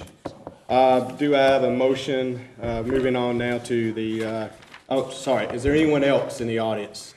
That took a little longer than our allotted 3 minutes per issue. Anyone else in the audience that'd like to speak? Okay. Seeing none, we'll move on to consent agenda. Do I have a motion to approve the consent agenda as amended earlier? Make a motion to approve the consent agenda. Got a motion and a second. All in favor say aye. Aye. All opposed, motion carries. Okay, we will move on to our business items. And the first business item that we have, I'll call Chief Scott up, is the Internet Purchase Exchange Zone. And that's located on page 155 of your agenda. Thank you, Mr. Mayor. Before you tonight is a request to create an internet exchange zone at the police department. To explain what that is, around the state and around the country, you're seeing more and more of this type of thing occurring at police departments. It's mostly for people who purchase things online from another individual. Craigslist, things like that are a prime example. They don't know who they're buying things from. They don't know how reputable they are. They don't know if they can meet this person and not end up getting robbed or assaulted or ripped off, so to speak. The police department is a logical place for people to meet, to do that type of business transaction and do it in a safe environment. This has been going on at the police department already for some time. People just take it upon themselves to agree to meet at the police department in the front parking lot and exchange their goods. Last year it came up asking if we could create an exchange zone, which is a little bit more serious than what we're doing now. Basically, by creating an internet-free exchange zone, what we're doing is assuring the citizens who are coming to that location that it is safe and it is being recorded for them in case something were to happen down the line or they were to be robbed or assaulted. We have some recourse to go back and investigate those things. So before you tonight is a proposal to do just that. What we're asking to do is to create a zone within our entire front parking lot. Some places they have taken 2 or 3 parking spaces and just said, this is your place, you have to park here. Unfortunately, parking at the police department is in short supply. So it really can't set parking places aside just for this purpose and not use them for other things. So what we're asking for is to use the entire parking lot for that purpose, which was really only about 10 parking places. That also allows the handicapped people who are coming to do the same type of transaction to use our handicap zone as well for that purpose if they have the proper permits. What we're asking for is to place cameras in our parking lot that will be video recorded and monitored. We'll have a monitor in the police department in our reception area that will be monitored whenever the business is open. So basically 8 to 5 every day, Monday through Friday. We're also going to place a monitor in the communications center, in the county communications center, the 911 center, so it can be monitored 24 hours a day, 7 days a week. So anytime that the police department is not open, be it a holiday, a weekend, or after 5 o'clock, it's still being monitored at the communications center. We'll also record all of that in basically a hard drive that will record over itself. So we anticipate that we'll have about a week's worth of video and before it starts recording over itself. So if an incident were to occur, we believe that we will find out about it before that week is over. We'll be able to retrieve that video, record it, save it to another medium, and keep it for prosecution purposes. The cost of this is about $3,000. We'll also place signage up at each entrance of the parking lot, declaring it an internet-free exchange zone. There's a picture in your handout that Apex is using. They're a little different than us because they have their own communications 911 center in their own building, so they don't have to have an off-site monitoring like we need for our communications center. That $3,000 is fairly easy to retrieve from our own budget. We're considerably under budget in our fuel line item. I don't see fuel jumping to $8 a gallon between now and the end of the year, so we should be fine taking $3,000 and moving that into equipment repair and making this happen now. If the council would prefer, we can certainly defer this until the budget period and discuss it there. You know, re-budget it for next year if the council so wishes. Chief Scott, I'd like to say thank you for bringing this before the council. We had a prior discussion about this very topic. Sure we have. Session. And I think it's very much to say needed because a lot of people are doing online transactions and having to meet physically. And I've read in the media where people have actually been set up to be robbed for similar transactions. So I would like to make a motion, we approve the request as soon as you can get this done. I do have one question. In this procedure, just so that we understand, in the case of an emergency, is there a way for them to push a button at one of the doors, something There like is. that? There is a button right next to the door already. That already exists for after hours. They can hit that button. They have immediate communication with the communication center, who will be able to see them both through, if they're in a parking lot, through the new video we put up, or the existing video that is there now that focuses just on where that panel is. Thank you. A motion and a second. All in favor say aye. Aye. All opposed? Motion carries. Thank you, gentlemen. Thank you, Chief. The next business item, I'll call Mr. Conant to the front, is the bid award to S&C Electric Company for the circuit switcher. Yes, sir. Back on January the 26th, informal bids were received by Booth and Associates for the circuit switchers. I said in the description there, this project was included in the overall budget that we've discussed, along with the transformer at the Brogden Road Station. The circuit switchers installed on a power line that delivers power from the Duke Energy Progress transmission line to the second transformer. It acts as a circuit breaker to protect Duke Energy Progress transmission line from any problems that are on our side of the substation or may occur in the substation, so it doesn't backfeed, so it's a safety issue there. There are 15 to 18 weeks delivery time on this equipment, which puts delivery about mid-July, June or early July. Informal prices range from $89,521 to a high of $95,787. It's our recommendation, that of the engineers, that award the purchase of one circuit switcher to S&C Electric Company in the amount of $89,521 as part of the second transformer project at the Brogden Roads substation per the engineer's recommendation. Okay. Any questions for Mr. Conant? Pete, this is already in our budget. Yes, sir. It's coming back for approval. Yep. I see in your action form, it was, I guess the proposal was consent agenda. Decided not to put it on consent agenda. For some reason, Ms. Shannon put it over there on the regular business, but that's fine. That's fine. I don't mind explaining it, and it gives me an opportunity in a minute, if you, when you vote on it, I'll introduce Mr. Cradle, our new public utility. I was just getting ready to say, but are there any other questions? All right, have a motion to approve? Make a motion to approve. Second. Motion and a second from Councilman Wood. All in favor say aye. Aye. Opposed.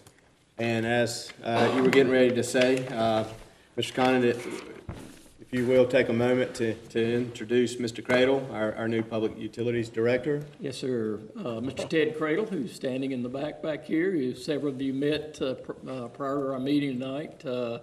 Ted comes to us from, lives here in the county, lives just outside of Clayton, the Glen Laurel section over in there, 12 minutes from work. So he's been commuting, he's been working for Durham County for the last 6 years in their utilities area, and prior to that he worked with Hazen & Sawyer. He is a registered engineer and utility engineer.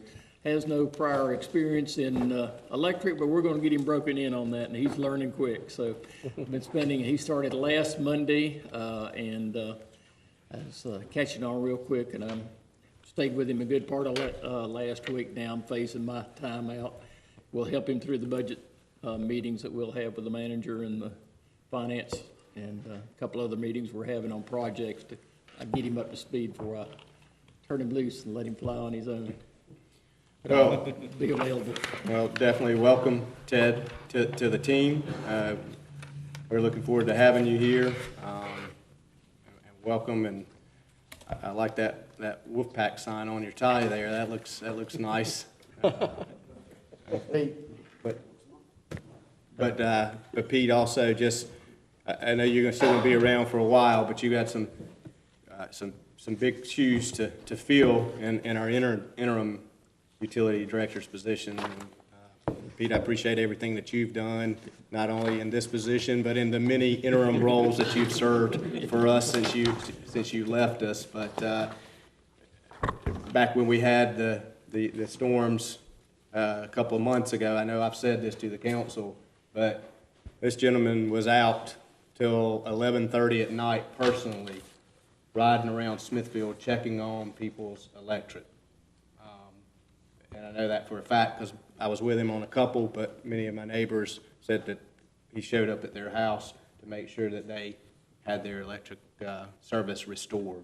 And I'm glad to say that evening, I think we had everybody restored. We had about 500 customers out, and we had everybody restored by about 11:30 or so? 10:30, 11 o'clock that night, yep. So Ted, you got some big shoes there, Father, but I have confidence in you. Thank you. Just a report to the council from last Wednesday night's windstorm. About 3:30, we had a limb come down in one of the alleys, again in South Smithfield. Took out about 6 houses. We had it back up in 30 minutes or less, and that was the time to get the truck over there from the time we were notified. So that was the only outage we had. Okay. Great. Thank you, Pete. Okay, the next business item number 3, which is page 183 in your agenda, Downtown Revitalization State Grant Application Funds. Jim, is that you for this presentation? Yes, I think we discussed this last go-around. There's a list from the previous meeting and that of the priorities, and I think the downtown people, I think Commissioner Harris has met also with them and the appearance and everything else. And there should be a letter in your packet that I think they agreed upon. And let me get to that letter real quickly. 197, after all these meetings and rediscussions, that's just a suggested priority. The decision's up to this board and what they want to do and move forward. And I think all we're asking for the board is approve one or a number within the 97 and then direct staff to go back and work out the details and get all that in timetable. So, Mayor, we're open to questions or discussions among staff and what are those priorities they would like to pursue or not pursue.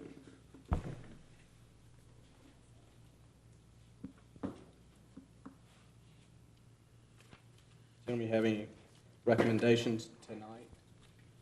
We have a list here. Well, both the Appearance Commission and the Downtown Development, first priority is Market Streetscape lighting. I think that is certainly one that we should consider tonight. The Appearance Commission has requested sidewalk improvement on the 100 block of South 3rd Street, which, as I understand, was a project that was started, sidewalk improvement was started and had to stop due to funding. And that is, based on what I know about that, that's going to come in somewhere around $30,000. Lenny didn't have an exact figure, but that's what he told me tonight he thought that would be. The parking lot improvements that Appearance Commission requested, although we still have on the agenda to talk about the Powell bill. I noticed in there that Lenny had some excess money that he planned to use for refurbishing that parking lot. So that would mean that if that remains to be the case, that would be something that would not have to be included in this. There are two other things that downtown development has brought on their list. Their second priority is a greenway-related enhancements such as benches, picnic tables, water fountains, etc.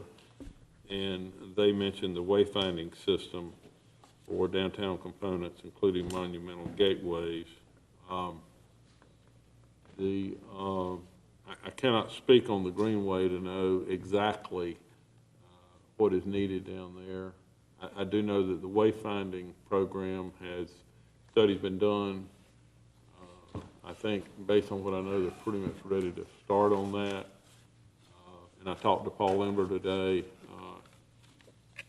on that, and I've talked to Mayor Moore about the wayfinding, and that is certainly something that can be done in sections.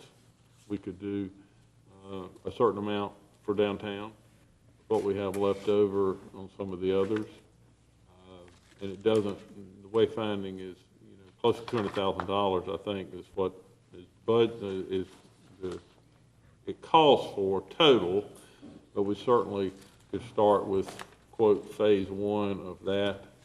I think the question, I think that has made it pretty clear to the council, the streetscape lighting downtown is a priority for both groups. Currently, the sidewalks, the greenway enhancement, or the wayfinding system are the other three things that we could opt to do, and then depending on the conversation with the Powell bill, if that money is still available, we certainly could redo the parking lot, which is much needed. So there is one item that's not on here that I would like to see, and I think there's been some discussion. Lenny's checked into it. But it's the repair of the downtown clock. I get many, many complaints about that, it not working. Lenny, what was your estimate, do you recall, as far as repairing the clock? $4,000. All right, roughly about $4,000. And I know there may be some ways, maybe working through some civic organizations, I think, but I don't know where we are on that at the moment, but something that I would personally, it's totally up to you guys, but I would like to see that included in on this project if possible. Then if we didn't need it, if the funds came from somewhere else, I think we could allot it to a certain. I certainly would agree with you on the clock, but Mayor Moore, we've been down this road before. It didn't work when I got on the council. We had somebody come in and work on it, and it still doesn't work. I would want to make sure that before we did fix it, that we knew indeed that it was going to not only work when they walked away, but would be some type of warranty or maintenance or something that was put in there that was functional. So I don't have a problem with that either. I've told you guys what I know, and I don't know if you guys have any thoughts. I think I'm right in saying we need to move on this relatively quickly, but I don't know that we have to make a decision tonight on every single item. It's my understanding on the streetscape on Market Street, the lighting there, they've worked with the electric department to get an estimate for doing the running of electric lines from tree to tree, perhaps with a plug. And I think I'm right in saying that that estimate was right about $57,000. It would give us an option of having uplighting into the trees. It would also give us an option to look at putting some high-quality commercial lights on the trees, wrapped on the trees, to give it not only more lighting on the uplighting, but also more lighting on the sidewalks and where those are located to brighten up downtown a little bit. So, and the others, I think, are pretty self-explanatory. I don't know what the pleasure of the council is, but those are the things that are in front of you. Let me make a comment. About Commissioner Harris mentioned about the timing of this thing. I had a telephone conversation last week with Ms. Dickerson from the State Office of Budget about this. Though there's not a just as a suggestion, though there's not a timeline to get this into them, it was suggested that the longer we delay, the more we may be hurting ourselves, because this is at the end, they may decide, legislators that want to take a look at auditing this project and seeing what's complete, or when they go back in session. I mean, as a suggestion only, it came that we need to get committed to move forward with this, so you don't get yourself, and maybe not, maybe they said, we're not telling you, but just, they planted that seed. There's always that political possibility that we need to get moving on this.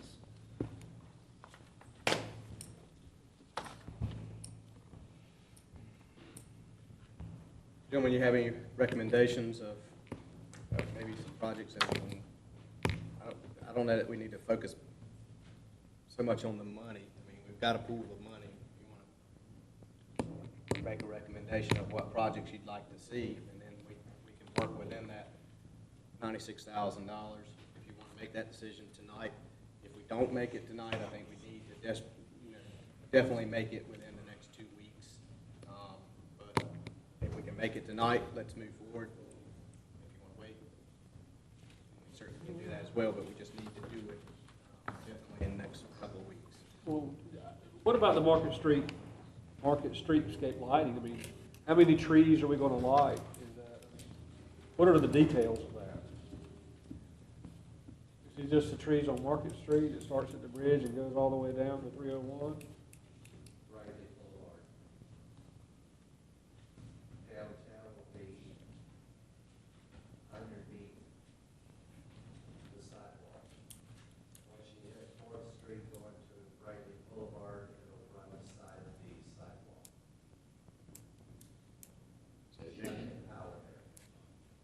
So those are those are some things that we discussed. Do we just want it in how far we want to extend this? Mayor, I would like to say thank you to those that have been active in this process. And I think it's very important that we invest in our downtown. I would entertain the motion that we approve as the priorities are laid out here, as the funding allows. If we identify additional trees through this committee, we can make that a second phase and possibly plan that in our future budgets. But I think it's important that we take advantage of this and move forward. Motion? Yes. But there's 6 It's in priority 1. 1, 2, and 3.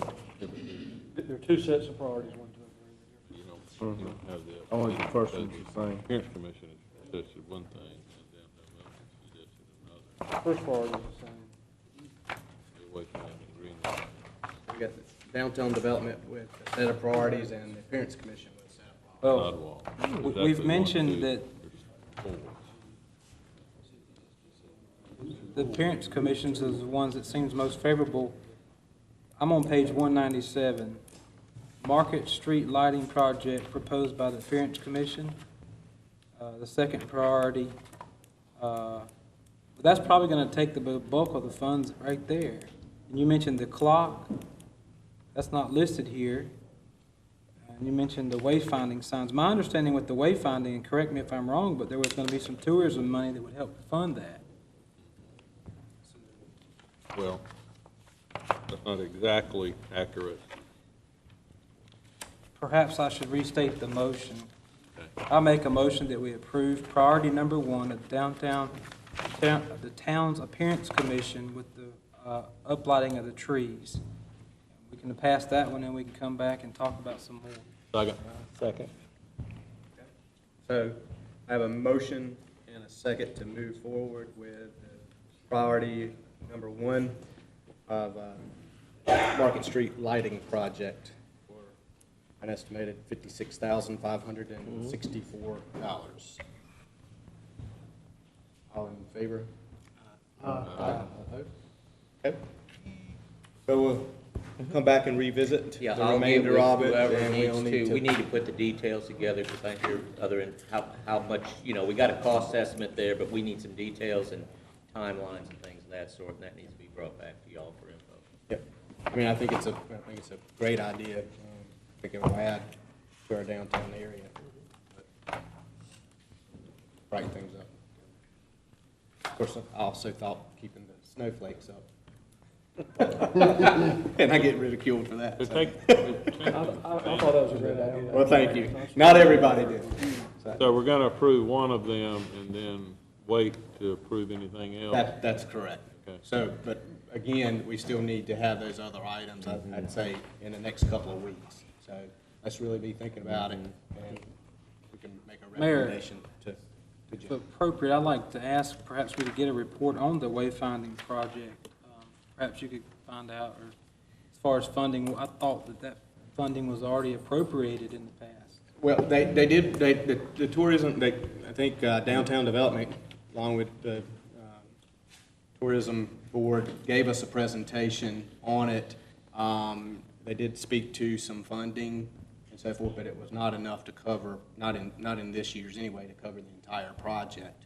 But something that I think we strongly should look at, especially if we don't move forward with part of it as part of this project. In my opinion, we need to move forward with it, looking at our budget and so forth. We talked about, at one of our last meetings, it was mentioned about a sign, or at one of our meetings, it was mentioned about a sign actually on 95 and so forth. And I think those are some things which the sign on 94 was not included in that wayfinding project. The best of my memory, I don't think there were any signage on 95, but I think we should look at that. Well, Mayor, again, I'd say thank you to those involved, and I hope we're not making a division between the Parents Commission and Downtown Development, because we all have the same interest in making sure that we make our town, and all of these are very important. So. Well, both of them wanted to move forward with this, so the two groups both agreed upon this. Yep. Gotcha. All right. Thank you. Yeah. Well, thank y'all, both groups, for making the recommendations to us. Appreciate it. Okay, we'll move on to business item number 4. This was added to the agenda. I'll ask the chief to come forward to present the SAFER grant presentation. Thank you. Mayor, council, we are seeking, in front of you, we're seeking authorization to apply for the SAFER grant. The SAFER grant is for staffing, for adequate fire and emergency response. The SAFER grant basically is a grant that's issued by FEMA that offers either personnel or retention monies for the fire service. We're actually seeking for 12 personnel. If you'll look over in the second copy in the back, this is a letter from OSFM dated 2008 stating that our current needs at that time were for 2 engine companies, or actually an engine company and ladder company, and then for an additional engine company at an additional station. Currently, we have 1 engine company that covers our fire district, and there are days we struggle to answer all the calls with that 1 engine company. It is our request that we ask for 12 personnel through this grant. If awarded, the grant would cover their pay for 2 years, and on the 3rd year, the town would have to provide pay. And we came up with those figures based on the current salary at $32,500 basically, with all the benefits at $45,000. That's what it takes to employ 1 firefighter. You multiply that times 12, and for each year it's $545,952. The grant would pay for $1,904,000, and that would cover for 2 years, with the town's responsibility being in the third actually. The only thing with that, that does not include the gear, which would be a cost of $42,000 up front. and it don't pay for their overtime, which that's occurring as they have it or reoccurring, and that's under FLSA laws that we currently do. It is our wishes that if you would, consider approving the participation for us to apply for the SAFER grant. Do you have any questions? Well, first question I have is, what you're really asking us for is 3 years from now to increase the budget by over $500,000. Yes, sir, that's correct. I just actually saw this tonight. It'd be my opinion that we should table this and take this up during the budget process. This is a time-sensitive matter. It closes on March 25th for us to apply for it. However, if you so choose, we can, if we do start the process, we can revoke it. That's why it was the delay getting it to you tonight.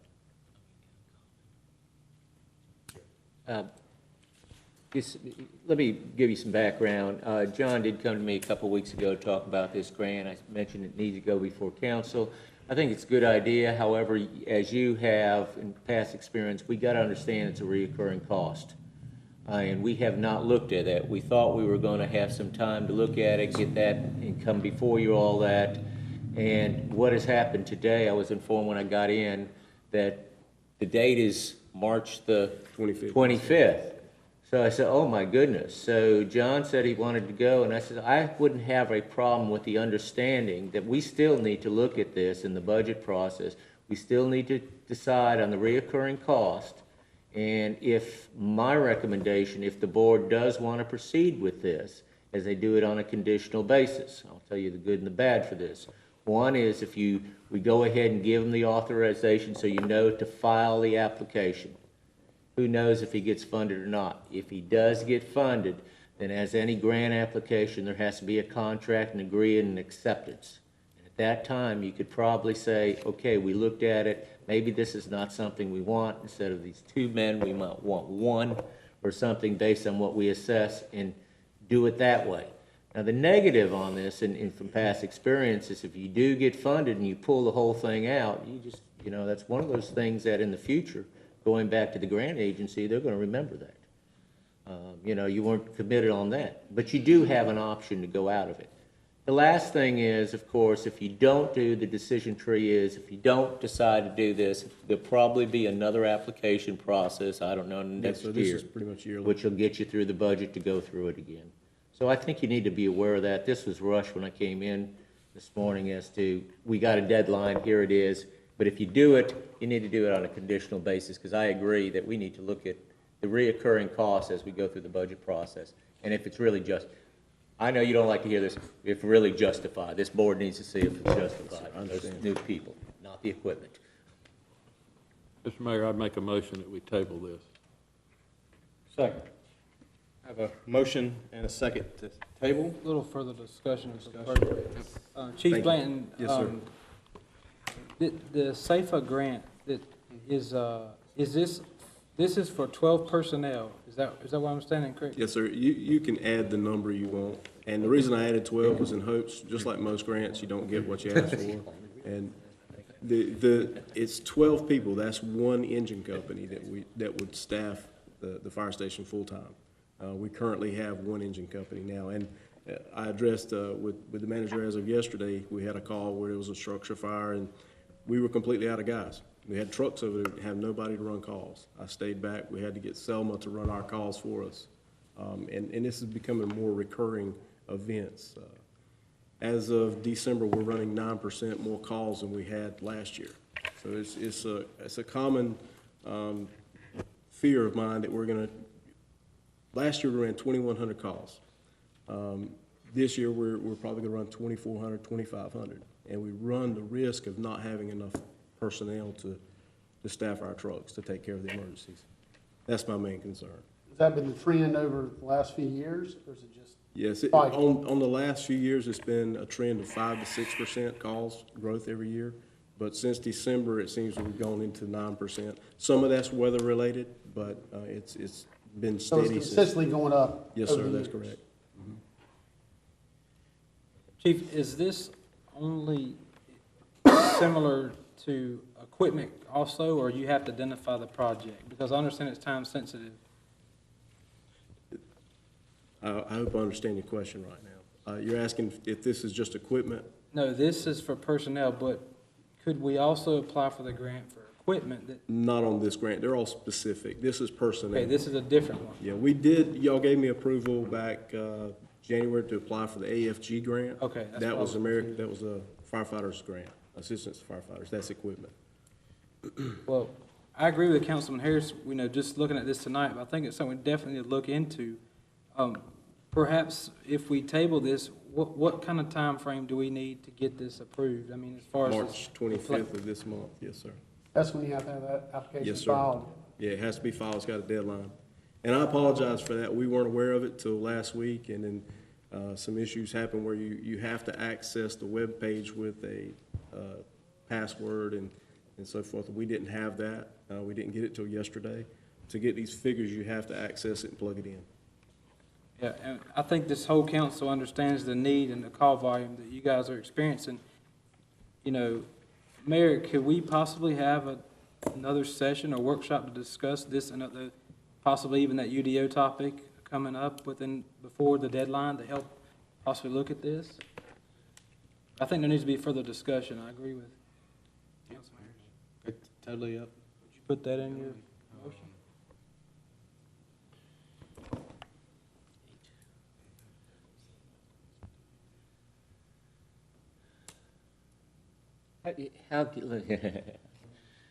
How quick are you thinking about, we know it's time sensitive for March the 25th. Yes, sir. How quickly do you think you want this workshop? Well- There's a reason here. Before March 25th. Exactly. Yeah, but I mean, okay, because what I'm going to suggest to you, and attorney's already mentioned, if we put it off, if you're saying next week or that, we got to publicly advertise.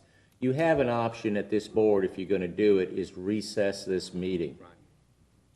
And without the advertisement, and public recess this, and if you're going to have it this week or next week, within the week, and you can bring it back up at that time. You can let the press know on that, but you can recess this meeting to discuss that topic. If we're going to go more than a week or so, then you probably need to close this out, and then you're going to have to go through the advertisement. Well, we have 48 other hours business coming up with other things. Could we not put it on that agenda? I mean, Yeah, here's my if you have point. other, yes, if you have other things. If it's a UDO that's the thing, it's gonna take at least a week advertising. We can talk among closed session about the UDO, but if it is, I know it's gonna require over a. Well, here's the obvious. We have an opportunity to apply for some funds that can significantly support the need in our department. But the caveat is, we haven't even had time to talk about it, and it could potentially cost an additional amount of money 3 years out. I think that if we could have the time to talk about this, make it a lot easier to make this decision than just in 10 minutes. Yeah. And Yes, that's. So, now, I'm not sure about this, we'll talk about it later, but, you know, we do probably need to have a couple more, at least one session, city manager hiring process. We could certainly look at scheduling that meeting and then take this topic up either before or after any action from the city manager. Well, Jim, you mentioned these grants come up from time to time. You said there'd likely be a similar grant next year at this time? Are they safer, is it an annual basis? Yes, sir, they do come up annually. They're an annual basis, yes. But your need for this, okay, if we apply for the grant, it said it would be available in 2016, 17, is that correct? Yes, sir. I'm looking at the monthly report for the fire department. We had one confirmed structure fire in our district in the month of January. We're being asked to spend $500,000 on less than 2 hours' notice. Based on a letter written in 2008. We don't know that the conditions still apply from the 2000. I agree, we want to make sure we have as much safety as possible. That was my next question. Has there been an update from from the Department of Insurance about where we stand? Sure, I can get a letter. Absolutely. No, No, I do not have one, but that's the most current. Is this the most current we've got? Yeah, I was See, gonna ask. let me explain Where do we first stand that- currently? Yeah, those are letters based on our inspections. Okay. We have Department of Insurance inspections every 10 to 12 years. Our Oh, first one okay. was in 1992 that I'm aware of, and at that time, we had the same needs. In 2006, we had another inspection. That letter is based on after findings. So it's not a yearly thing? No, sir. Okay. We're due Okay. one this year, and hopefully. I didn't hear that. We're due You're another due one this year, Yes, okay. sir. And so, they'll probably address the same things. It's all based on, the per capita, where everybody lives, and the hydrants, and also the large facilities. They base it on the area located closest to the fire stations and the response times. And that's how they're able to base that. Right now, currently, in 2008, they stated we needed 2 fire stations with the future need of additional fire station. So that's all I can recommend and give to you at this time. Basing this on 2 stations currently, well, of this current letter. Yes, sir. Or the latest letter you got with future plans of another. And understand, in 2008, we were only running like 1,000 calls, and now we're running twice that out of 1 station. Okay, gentlemen, I have a motion on the floor to table this and a second. I've also heard that we may want to bring this back up at another meeting, but right now I have a motion on the, and a second to that motion to table. So just make sure everybody's clear on that. Well, when are we tabling that till? That's Councilman Harris's motion. My motion was to table it till the budget, so we have time to talk about the financial situation. I could amend my motion if we table it until we can have a more comprehensive idea of the overall picture on our budget, and try to do that as soon as possible, prior to March 25th. Do you need another second for that? I guess, Mayor Pro Tem Ashley, you made the second on that motion. Is that satisfactory to you? Absolutely. Okay, all right. And then with that being said, again, we're going to discuss later on tonight the process of the city manager. So if we decide to hold another meeting, we could also, correct me if I'm wrong, we can make a motion to recess this meeting until such time, until that specific date. We don't have to make that decision right now, because we've got to talk about when we want to have it. I think that's the best. All right. Okay, I have a motion and a second on the amended motion. All in favor say aye. Aye. All opposed? Motion carries. Okay. Thank you. Thank you, Chief. Okay, the last item of business, we removed item 4, Public Works Bid Award Street Resurfacing. We removed that from the consent agenda and added that to new business.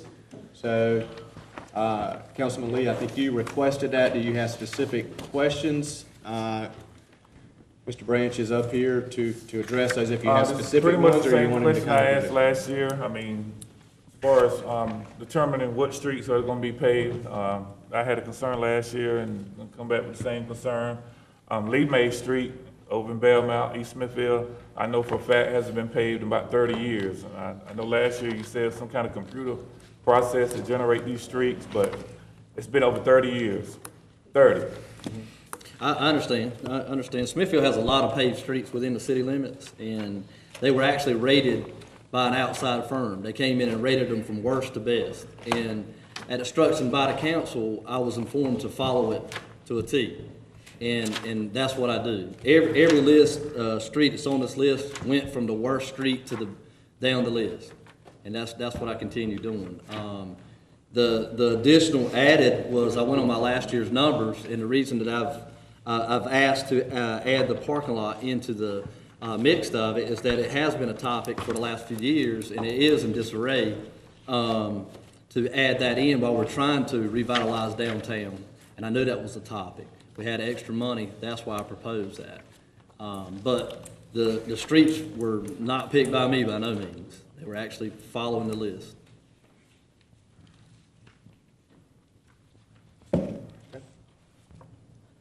Any other questions for Mr. Branch? You had Not, go ahead. You had said that list is going to be revised Yes. sometime in the near future. Yes, I'm waiting toward the end of this budget, hoping that I have enough funds left over to have another group come in, because I understand that our pavement survey was done in 2006, and it needs to be revisited. And hopefully we'll have enough funds to be able to revisit that and have another one done, so we can be more, up to what's needed.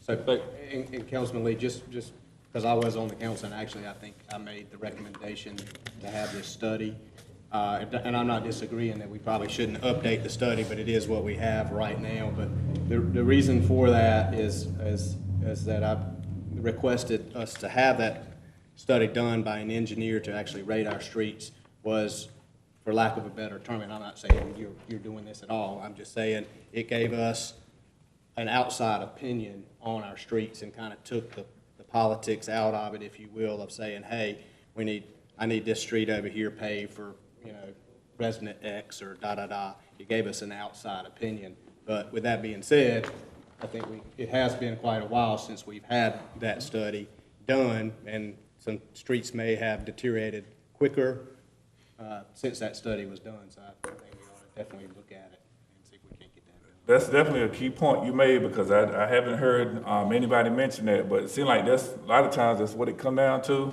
is the politics of stuff. Yeah. And a lot of discussions that we've already had tonight, it always deal with the politics of stuff. I don't consider myself a politician, but just trying to do the right things. Yep. And that's definitely a key word you just used, is politics. Yep. Mr. Branch, do you monitor that list from time to time and look to see if things are still in the order that you think they need to be? Yes. When I actually do the whole takeoff. I do the whole project myself. And when I go down to actual streets, if they look like they're in a lot better shape than other ones, then I would discuss it with the city manager and say, look, this street is in a lot better shape than the next street. I think we need to go down the list and maybe juggle these things. They would be things that I'd bring to the city manager's attention. I just wouldn't go down the list just for it being on the list. So my opinion, though, is that in asphalt, water is the biggest problem, and then you got traffic.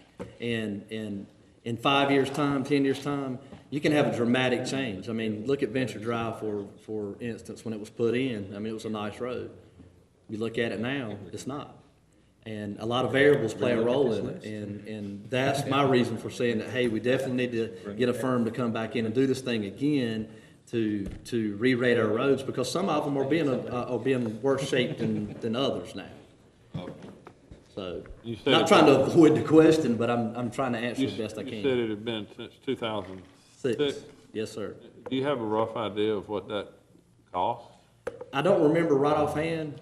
It seemed to be like it was, don't quote me on this, but I want to say it was like $10,000 to have the study done. Could you get that information and yes. bring that back to us? Yes. So the other option is as we've got Bill that we're right now paying, right? And civil engineer? So he is a civil engineer. So he could possibly maybe look at the list for us as part of the budget, just a thought process. We already have him, and we're paying him a fee a month, so maybe something he could look at. I have done condition studies myself. Okay. So And I would ask that you look at the street that Councilman Lee mentioned, just to freshen up on that to see where you guys think that stands. Okay. Okay. All right. Mr. Branch, I did have one question about the proposals. the contractor that was lowest bidder, do they have good references as far, I know they've done work with us before. Yeah, J.P. Edwards has done great work with us in the past. The other question, and I didn't see it in information, but I know in some cases they've milled down to the curb and gutter, and in some cases they just pave over it. Do you know how that's gonna proceed with the curb and gutter? That's why you have 5 actual streets that's gonna be milled down below the curb and So gutter. there is milling in this? Yes, there's actually 5 of the 16 that's gonna be milled down 1.5 inches below gutter line and then paved back up to the existing concrete to help with the drainage. I mean, the council, I know several years ago said that they were reflecting away from, actually paving over the gutter areas. They didn't want that to happen anymore. So that's why we're in the milling processes now. Okay, and the last question, and you mentioned it, is, I didn't see Ventura on this. What's our status on that road? I have my numbers in, and I want to discuss with council during budget session on what I've got and find out how we, I guess, elect how we're going to finance this thing. Hear that. I don't even want to hear that number tonight. Not tonight. All right. I'd make a motion that we approve the low bid as presented to council, and also in that ask that Mr. Branch and the engineer take a look at the other streets, specifically the ones that Councilman Lee referenced, and bring that information back to council. Second. Motion and a second. All in favor, say aye. Aye. All opposed? Thank you. Motion carries. Thank you, gentlemen. Thank you. Okay. Next item on the agenda is council members' comments. Have any comments? From the council? Yeah, Mayor, I have a few. Tony Nixon, who's the chairman of our East Mill Improvement Organization, wasn't able to make it tonight, but anyway, want to give a thanks all that attended over at South Campus Community School. We ended up, because of the weather, having to not do the walk, but the kids over there and the staff put together a great program over there, a little Black History Month program where they highlighted some of the key figures over in East Smithfield and Johnston County. So definitely a shout out to Chief Blanton. I think it was the second day after he had been named fire chief that he showed up. Chief Scott attended. Also Tim Kerrigan, and also Finance Director Greg Siler. So a big thank you for showing up over there at South Campus for the kids' Black History Month program. I've been getting a few calls and concerns about Spring Branch. And I know a lot of it starts, this flooding starts over Smith Collins Park. I know at one point, it should have been in this year's budget. I thought we was gonna have some grading done out there. I know that hadn't been done. But I mean, just last week, I mean, it was definitely a lake out there. I had the chance to travel behind Water Sound Funeral Home. I was talking to Tony Nixon out there, and we could definitely see the water flowing. But then as it goes down, I guess down here by the kiddie park or whatever, I heard there's a lot of branches, and you know, this could be anything out there just kind of tying it up. So it was definitely some flooding in that area on that end. Also, real quickly, I've been getting some calls and concerns. I know about 3 years ago, I went to a meeting over at the Aquatic Center, and from that night, there was a talk of there being a Smithfield Selma Academy, baseball, basketball, volleyball, soccer, and you know, out of this, it was going to be more of a, you know, all the kids that participated in Parks and Rec, it was going to be kind of a high level, you know, for some of them kids to be able to go on and move on and continue to play. But lately, I've been getting some calls and concerns for some parents, just questioning, you know, is it still, you know, what the intentions were? Are these kids that are participating in these sports, are they involved in Smithfield Parks and Rec? You know, who's funding it? You know, as far as facilities, are these groups renting out the facilities? And, you know, just some concerns and stuff that I had that, some residents, and also I, want to get answered, because here again, we talk Parks and Rec. Are the out-of-town players, are they paying non-resident fees? Is the money going to Parks and Rec or not? If not, where's the money going? So those are the couple of concerns that I have that, Gary, are you familiar with some of this? Is there any answers that we can have? Yes, we do have the Smithfield Sports Academy that actually have basketball and baseball. We did have some soccer, but So are all these players and stuff pretty much playing in the Smithfield or Selma Parks and Rec? Okay, okay. And how's it being funded? Parent funding? And as far as recreation and facilities, I know they're using the old AIG. And are they having to pay rental fees?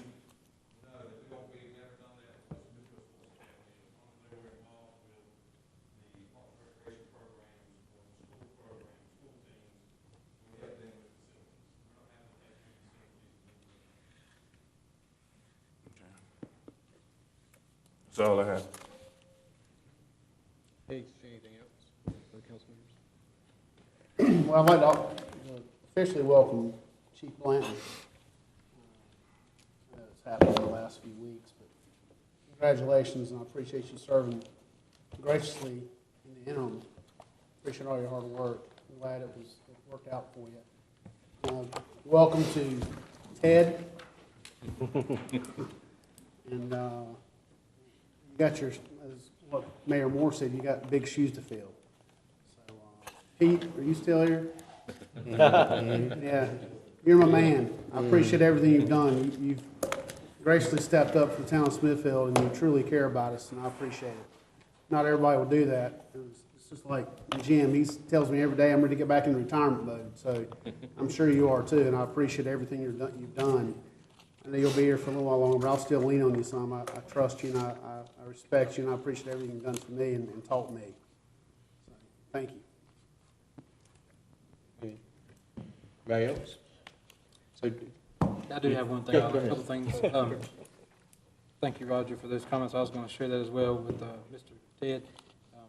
Obviously, a lot of topics deal with what we work with, and we look forward to working with you. And there's many other positions appointed. I noticed on the consent agenda there's a couple new returning faces to the library board. I think it's so important that we express our thank you to every one of the people that serve on these committees and boards, planning board, advisory board, adjustments, all those that are there. Thank you all for helping our community be better. And to the part-time staff and other staff that we've added. There's several positions that have been filled on page 153. I look forward to having them on our team and make things better for our citizens. Having said all that, that's the only comments I have. So I did have one, well, are there any other questions, comments? So I had one question, since you mentioned board appointments. On the consent agenda, we had appointed Ted to the NCEPMA board. Is there an alternate? Do we have an opportunity to appoint an alternate to that? For that board, you're able to, correct me if I'm wrong, Pete, we have one commissioner and two alternates. The city manager, the town manager typically serves as the commissioner, and the public utilities director typically serves as the alternate. Okay. So there is a second alternate. Is there anyone on the board who would like to serve in that? I know, Councilman Scott, you had mentioned something to me previously. Are you interested in? Yes, sir. I did express interest in serving on that board with the interactions I've had with the electrical programs. I feel that it would help me with my knowledge and helping bring better ideas to Smithfield for our electrical program. Yes.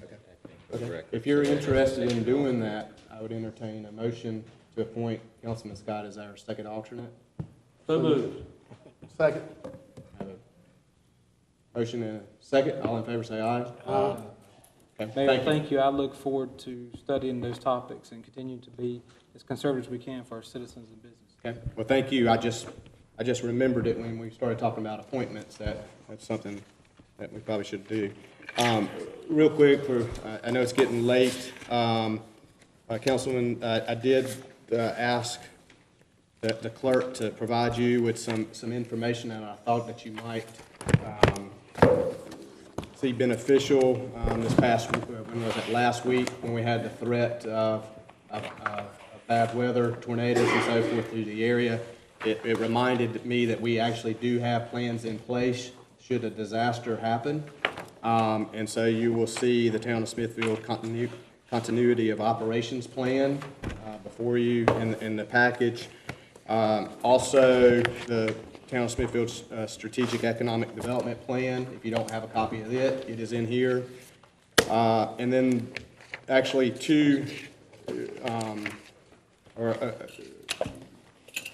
a couple of sheets here on some economic development policies that I'm not sure that everybody on this council is aware that we even have in place, that we have put in place to try to help development. The SHARP grant being downtown, and then also a residential development participation policy you'll see. I just wanted to bring that to your attention. We may want to look at this and tweak it a little bit, Councilman Harris, from an economic development board committee. But I encourage you to read over this and at least know about it so that you can talk about it to any potential developers out there, because we actually do have some programs in place. We just need to do a better job of publicizing it. And then the last thing is the Town of Smithfield's whistleblowing policy. We have a copy of that in there as well. The other thing is I did want to, for the public that's here, provide a quick update on the manager search. The council, I want to say I've been extremely pleased with the process. I want to thank ladies and gentlemen for your participation in this. To the public, I want you to know that the council has taken this very seriously. We had about 33 applications, and we sent out questionnaires to 14. We received written responses back.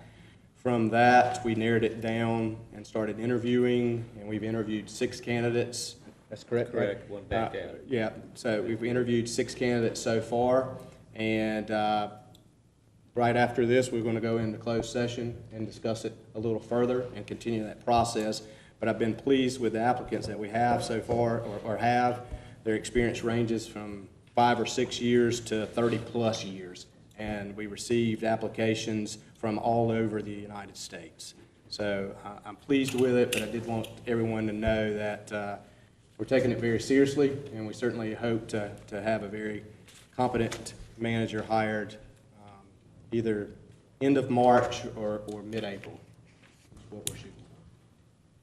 Mr. Mayor, before we go in closed session, last month, I know we talked about the buffer over in Pine Acres. We formed a committee. Is there any report? Is there any action, since then? Yes, sir, I'll be happy to address that. I was sitting there just thinking that. I should have done that in council comments. We met out there. We walked the buffer. We walked through the neighborhood and the backyards. We walked the roadway. Our engineer walked it with us.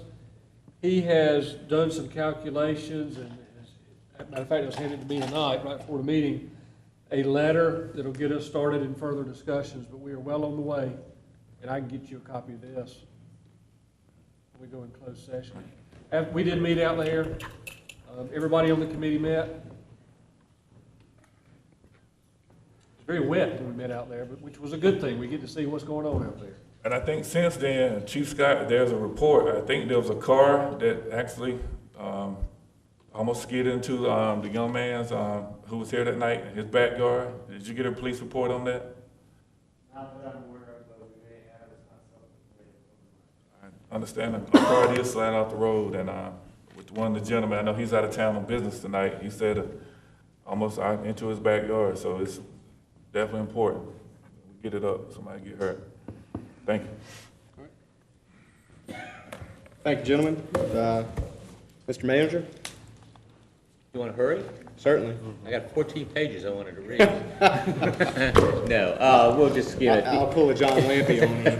You got a copy of that, so if you had a chance, feel free to read it. Of course, this is available to the public too if they don't have a copy on that. I think the first one, real quickly, we've already talked about. You already did that, the process of the UDO, trying and doing a different process, and you've already taken action on that.